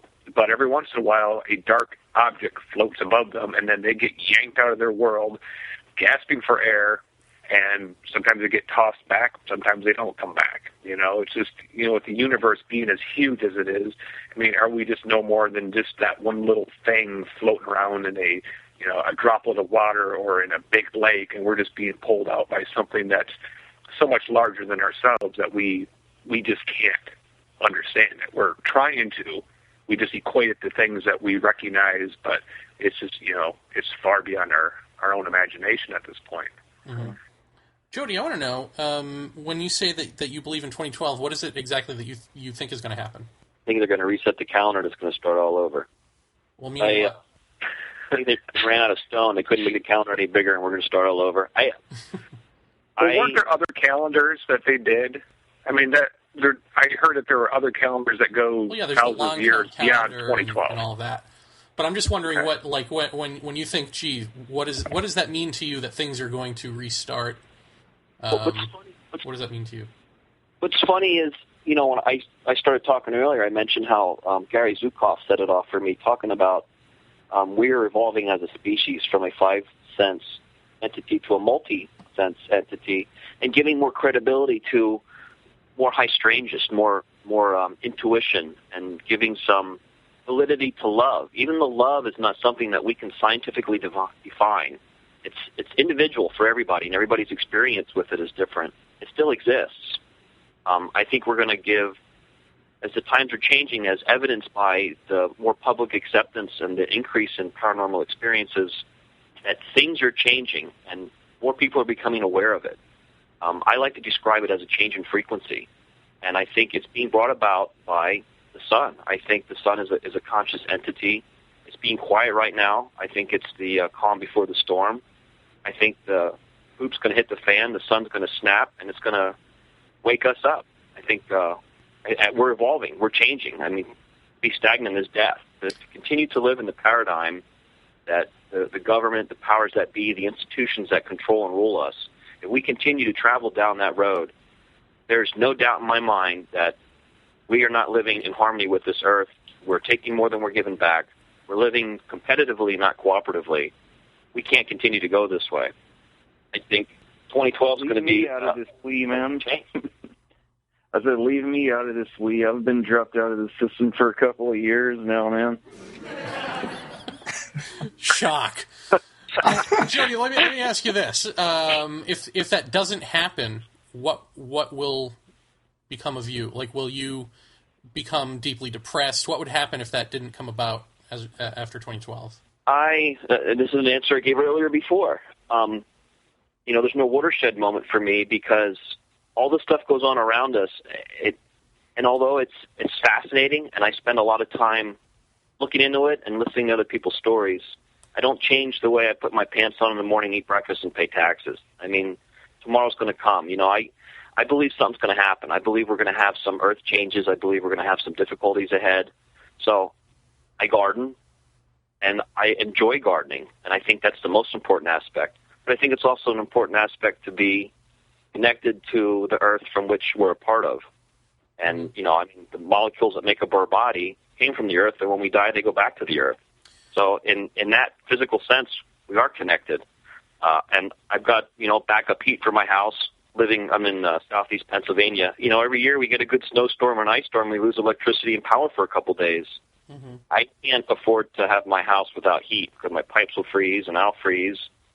I grew up in the country. We always had wood stoves. And so whether the grid goes down 2012 or not, I'm not doing things expending an exorbitant amount of energy preparing for catastrophe, but I would rather be prepared and it not happen than not be prepared and something does happen. Well, what about just mentally or spiritually? What would it do to you to not have some sort of end date scenario?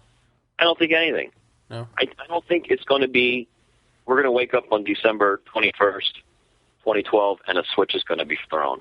I think we're going through changes now. I mean, the weather's quite different. I think the public evidence of the corruption and the levels of how it goes in our government is so obvious. I mean, you cannot say you trust the government and you believe what they're telling you. I mean, to me, that's almost being naive. Mm-hmm. Everything's changing. People are questioning religion more. People are questioning the government more. People are waking up more. We're changing now. Mm-hmm. We always have been. I think I reached that level when I was about 12.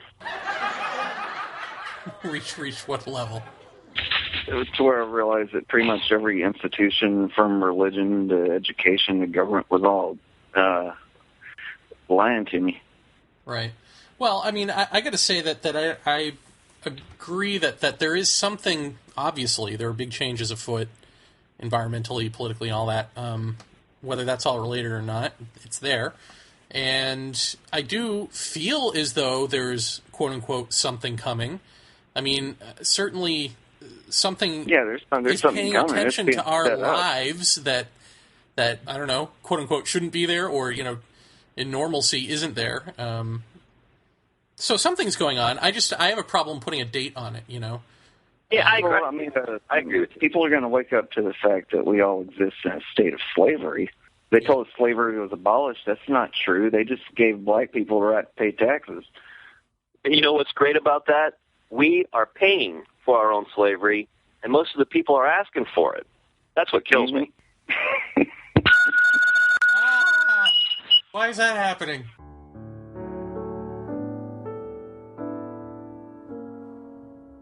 Hi, everybody. It's me, Dr. Stephen Greer, and I don't particularly care for, Paratopia, but if I was gonna give him some advice, it would be to do a greatest hits for the 50th episode and now the panel discussion so much. I mean, when I celebrate things that I've done, I like to compile a group of audio clips that I said and play them back for myself and others. Like this. I think that we're talking $3 million to make your penis erect. Well, let me finish. Don't interrupt me. I'm coming at him with a needle that's like 6 inches long. My urine was the color of Coca-Cola. I look like, some horrible, monstrous person. The ferocious lion that wants to devour you and has just killed your best friend. Very hands-on kind of guy. I mean, it's like, oh, please. Mercury, I think, is gay.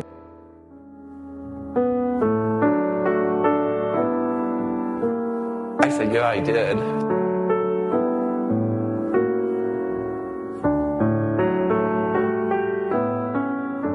As you go out here, and here's LAX. I call it X-Lax. Like it when I leave, and it's really X-Lax. Goodbye. Quack, quack. Don't you love that in Will and Grace where Karen goes, quack, quack? Like one of my favorite scenes. So yeah, that's the advice that I would give them, to just do a compilation of the best of audio. Of course, their show kind of sucks, like I said, so they probably don't have best of audio, so if they just want to use some clips of me, okay, some clips of Dr. Saving Greer, they're more than welcome. Anything to improve the show. Anyway, I gotta get back to my gorgeous wife and 4 daughters, and disclosure and free energy, and prepare for this year's tax stimulus package. I'm hoping that Obama's gonna give us another tax stimulus package. So look for my newsletter asking you to give yours to me, because I can't be an ambassador to the universe without your help. Just kidding. I don't need help. But I do need your money. Seriously, send it. 'Cause I love you. What the hell was that? Deirdre, you alright? That was the powers that be letting us know that they're... They got Jeff. No, it was Deirdre. I'm sorry. I kicked the audio outputs out. Oh. Wow, that couldn't have been more perfectly timed. Let me ask you this, Jeff. Yeah. Because this is an easy one. It's either yes or no, I guess. Core, again, on our message board, asked, have you ever heard of anyone who was homeless or in prison being abducted? Yes. Okay. Perfect. Any other final questions that anyone may have? Well, I have a question for the Jeff. Ah, okay. And this is, and if you don't want to elaborate, that's cool. I knew it was kind of a touchy subject a few weeks back, but have you had any more occurrences with your visitors that you've had? No.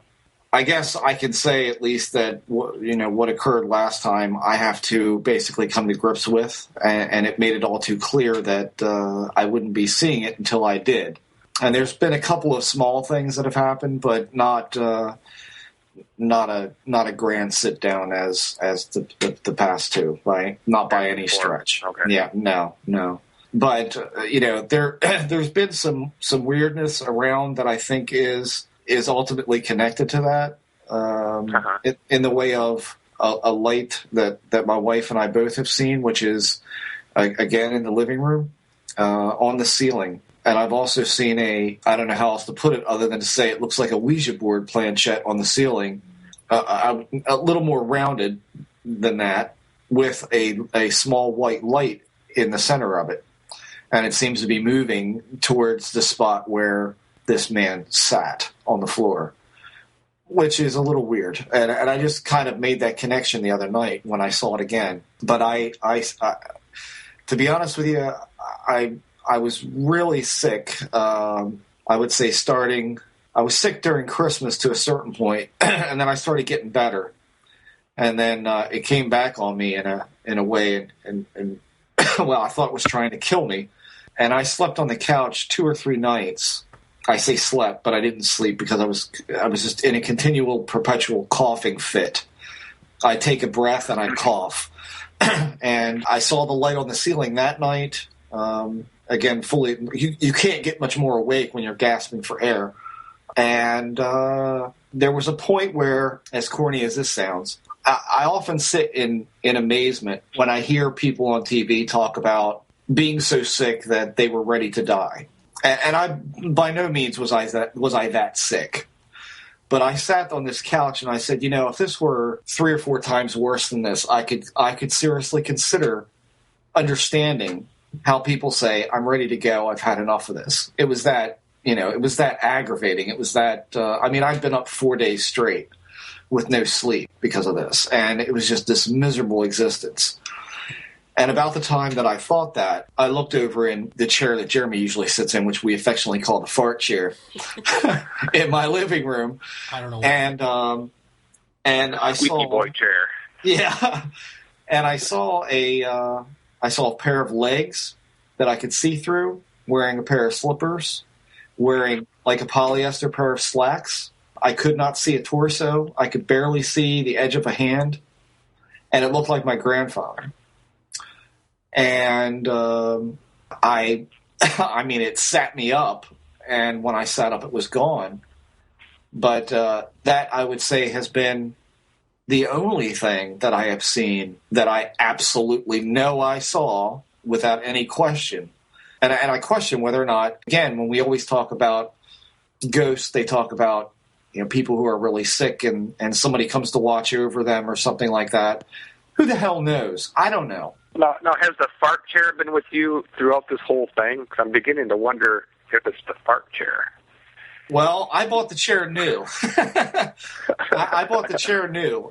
So, yeah, it's been around for a while, but I bought it new. It's not by any means an antique, although just about everything else is.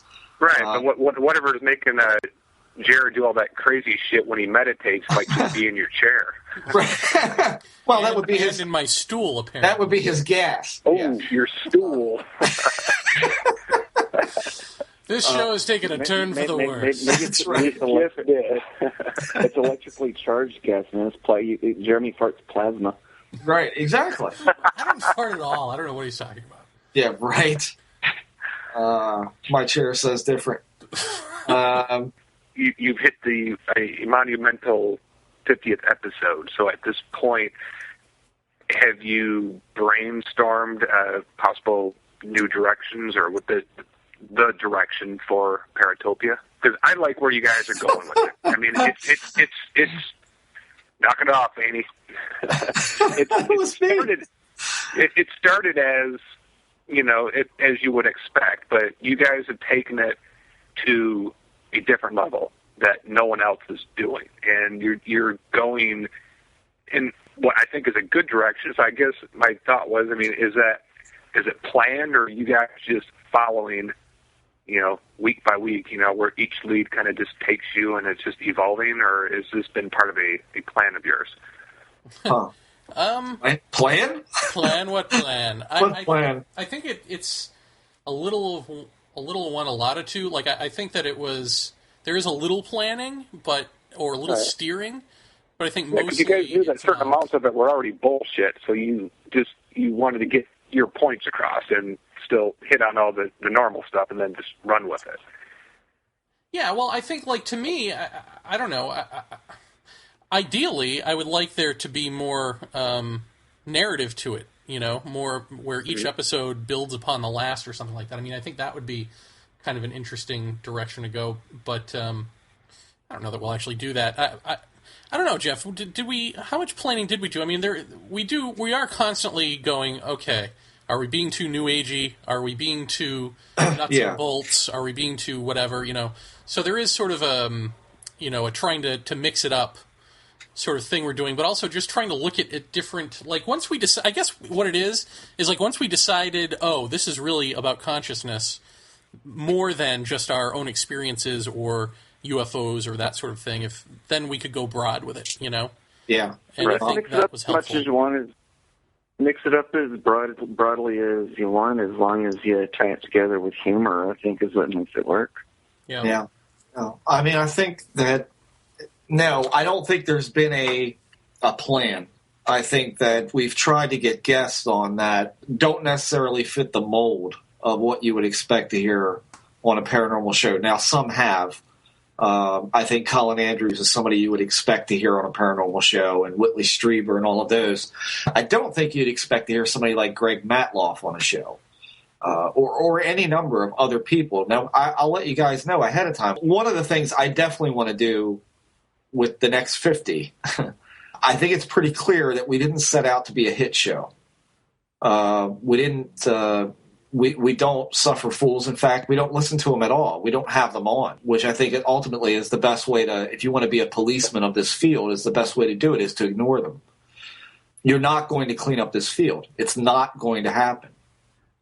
So why bother trying? I learned my lesson with the Meyer case. Make no mistake about that. That's not to say I think I wasted my time with that, but ultimately, no matter how good your evidence is, 50% of the people are going to believe you and 50% are not.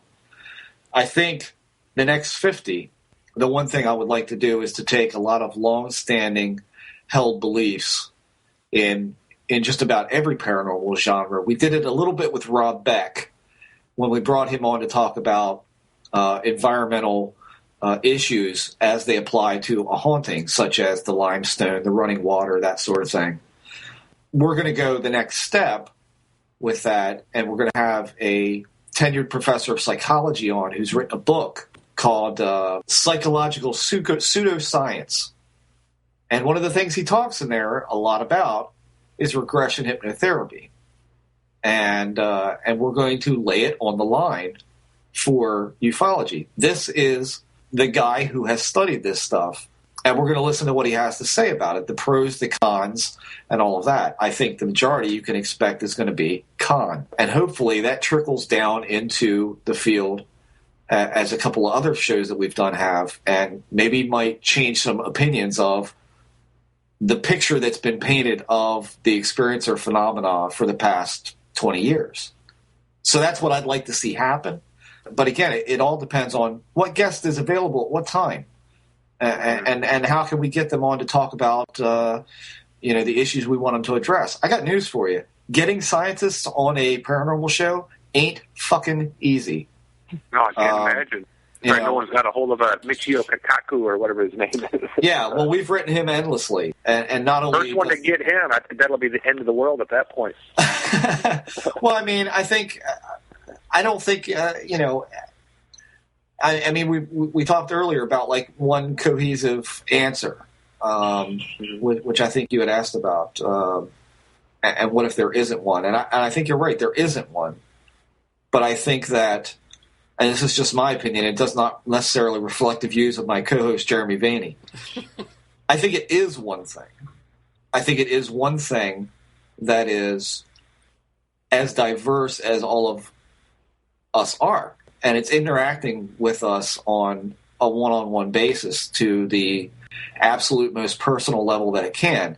That's the reason for all the infighting, because everyone is telling the truth as it comes to their perspective, if they're being honest, that is. And that's the reason for the confusion. That's the reason we can't put our finger on it, is because it is one thing, but that one thing is so infinitely complicated that having one guest or tackling one aspect of a paranormal study isn't going to get it. My own thought is that, and I came to this about a year ago, that they're going to put me in the ground, and I'm still not going to know a whole lot more than what I know now about this, because I think to know what this is means to peek around the corner or to skip to the end of the movie, and I don't think that we're allowed to do that.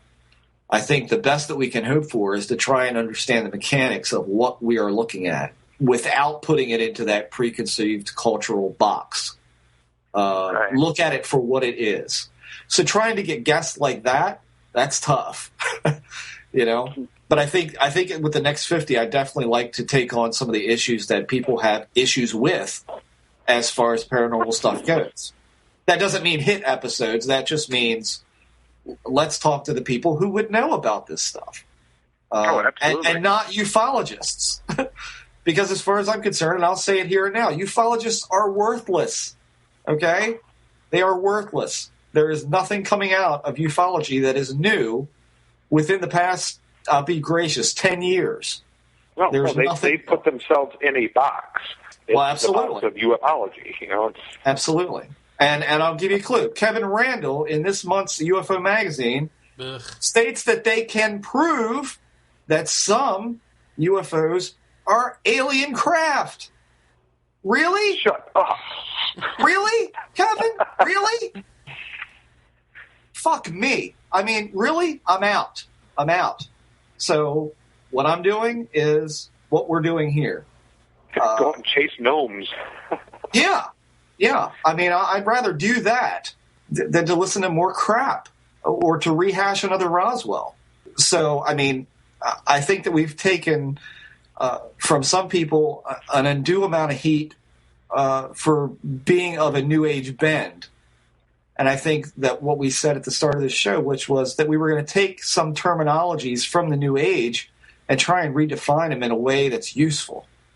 And I think that language is going to be our biggest hurdle in doing that. So, that's what I see ahead, is trying to understand the stuff that no one wants to talk about and talk about them in depth with people who would or might have some kind of insight that ufology is not providing us or that the paranormal is not providing us, and try it that way and see what comes out of it. I mean, that's the best I can... You guys kind of pulled... I mean, we just need to come up with a new terminology to explain or to define New Age. Because you started to do it, and I guess you still do it with paranormal is not used as much as like experiencers or experiencers of strangeness. I mean, it just strangeness. Yeah. There you go. Thank you very much. That's what I was looking for. But it's almost like it needs to be redefined into something that you don't, imagine, the hippies dancing in the field throwing flowers. I mean, as soon as you start seeing that shit, I mean, that's what turned me off to crop circles. Right. They're very interesting. After hearing, the Colin Andrews view of it. I mean, that lit it back up for me, because he's looking beyond that. He's getting all this other good stuff. But when you normally see it, anything that's on television, you always see the hippies out there. They're the last ones that dragged their sorry asses into the thing. And that's when the film crew showed up. So what you got, and even if you try to have a serious conversation about that, people are like, well, God, did you see that one? It wasn't even wearing a bra. I mean, Christ, what do you do? I mean, I saw one of those with my dad, and I was interested, saw it on the news, and I'm like, I was about ready to say something. It's like, now, look at that. And then there was a bunch of goddamn hippies. And at that point, he's like, look at them smelly-ass hippies. They're all over the place out there. They were probably smoking weed, and they did it the night before. I'm just like, well, I can't have an intelligent conversation with him about it. So, this is the other thing that we're talking about, is that, at least for me, in all the years that I've been involved in this publicly and not, I've told my wife this a million times, that I'm almost more fascinated with how people react to it almost as much as I am interested in the phenomenon itself. Because I think there's definitely, again, something to learn from that. Back when I was 12, 13 years old, I was really interested in Germany during World War II, because I wanted to know how a country goes insane like that. I want to understand what is the mentality of a leader that can call for the extermination of other human beings like that without so much as batting an eyelid. I'm almost more fascinated with the people and how they react to the unknown, just as much as I am interested in what is the unknown. And I think that there's, as much as I hate to say it, I think there's even value when you look at someone like the hippies you're talking about. There's something there in a cultural sense that they are reacting to, and what is it that they're reacting to and why. Even if it's a sociological issue, I still find that interesting. But yeah, I absolutely know what you mean when you talk about its continual marginalization by things that we would deem to be airy-fairy or new agey. That immediately throws it into a garbage bin for some people. And I think that for me, I'd rather dig through the trash and say why than I would just to say, well, that's trash. Can I ask you a question? Yeah. What? And I'm kind of playing devil's advocate, but I have the genuine question of, if you want to redefine the vocabulary because you don't like the labels that are being used from New Age or from UFOologists and all that other stuff, what is going to separate you from them if you're just setting up another camp somewhere else? Right. Well, it's another. Well, because we won't have an ideology behind. We've got clean water. I mean, well, I can tell you why. Because I think that Jeremy. I mean, first of all, I'm lucky to have a friend who has the biggest balls of anybody I know. Deirdre.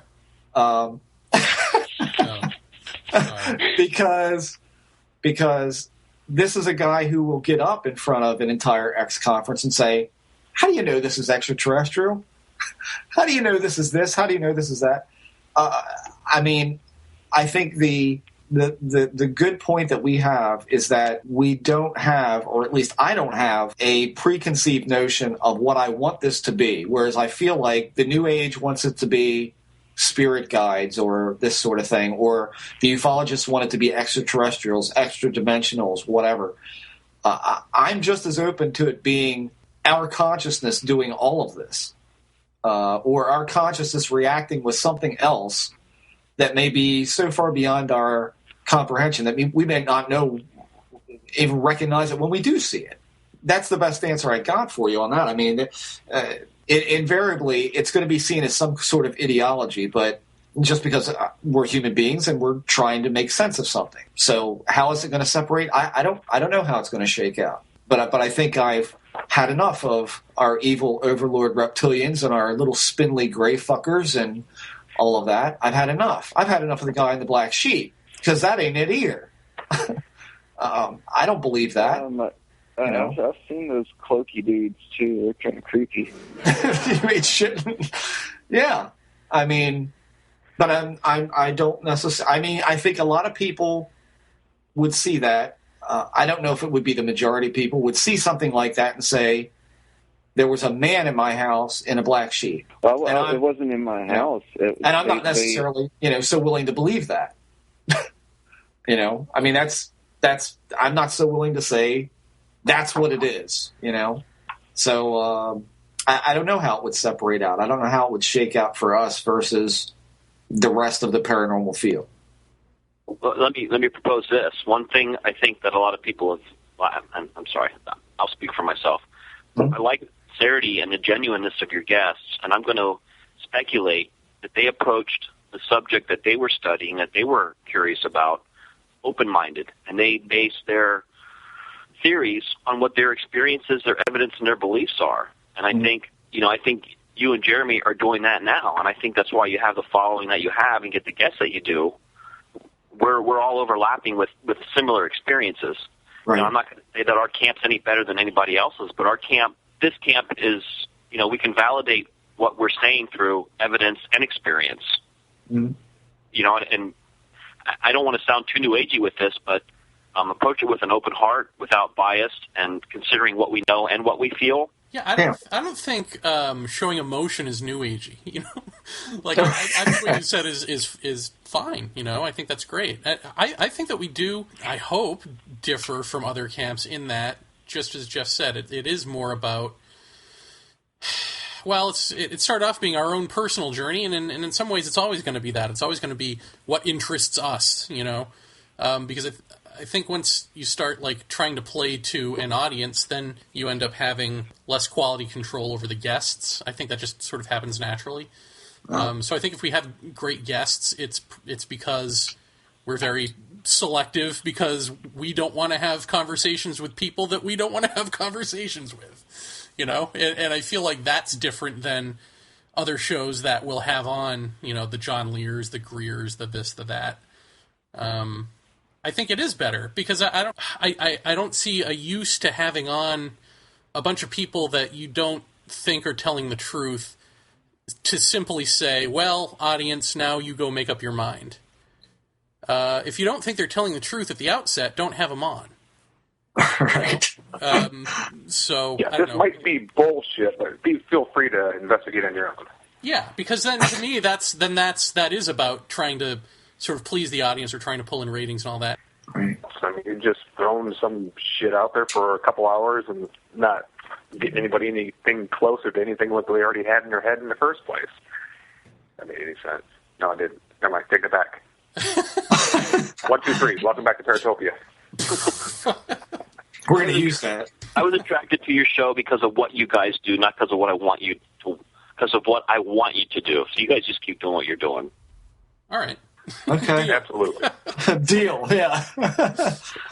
Alan, Deirdre, Jody, and John, thank you very much for coming on Paratopia and for doing this panel discussion and making it a very special 50th episode. Thank you, guys. Have a good night. Yeah, thank you, everybody. Bye, bye-bye. Bye-bye now. Dreams, everyone. Check your front step. I got something out there for you. Now get the hell off our show. All right.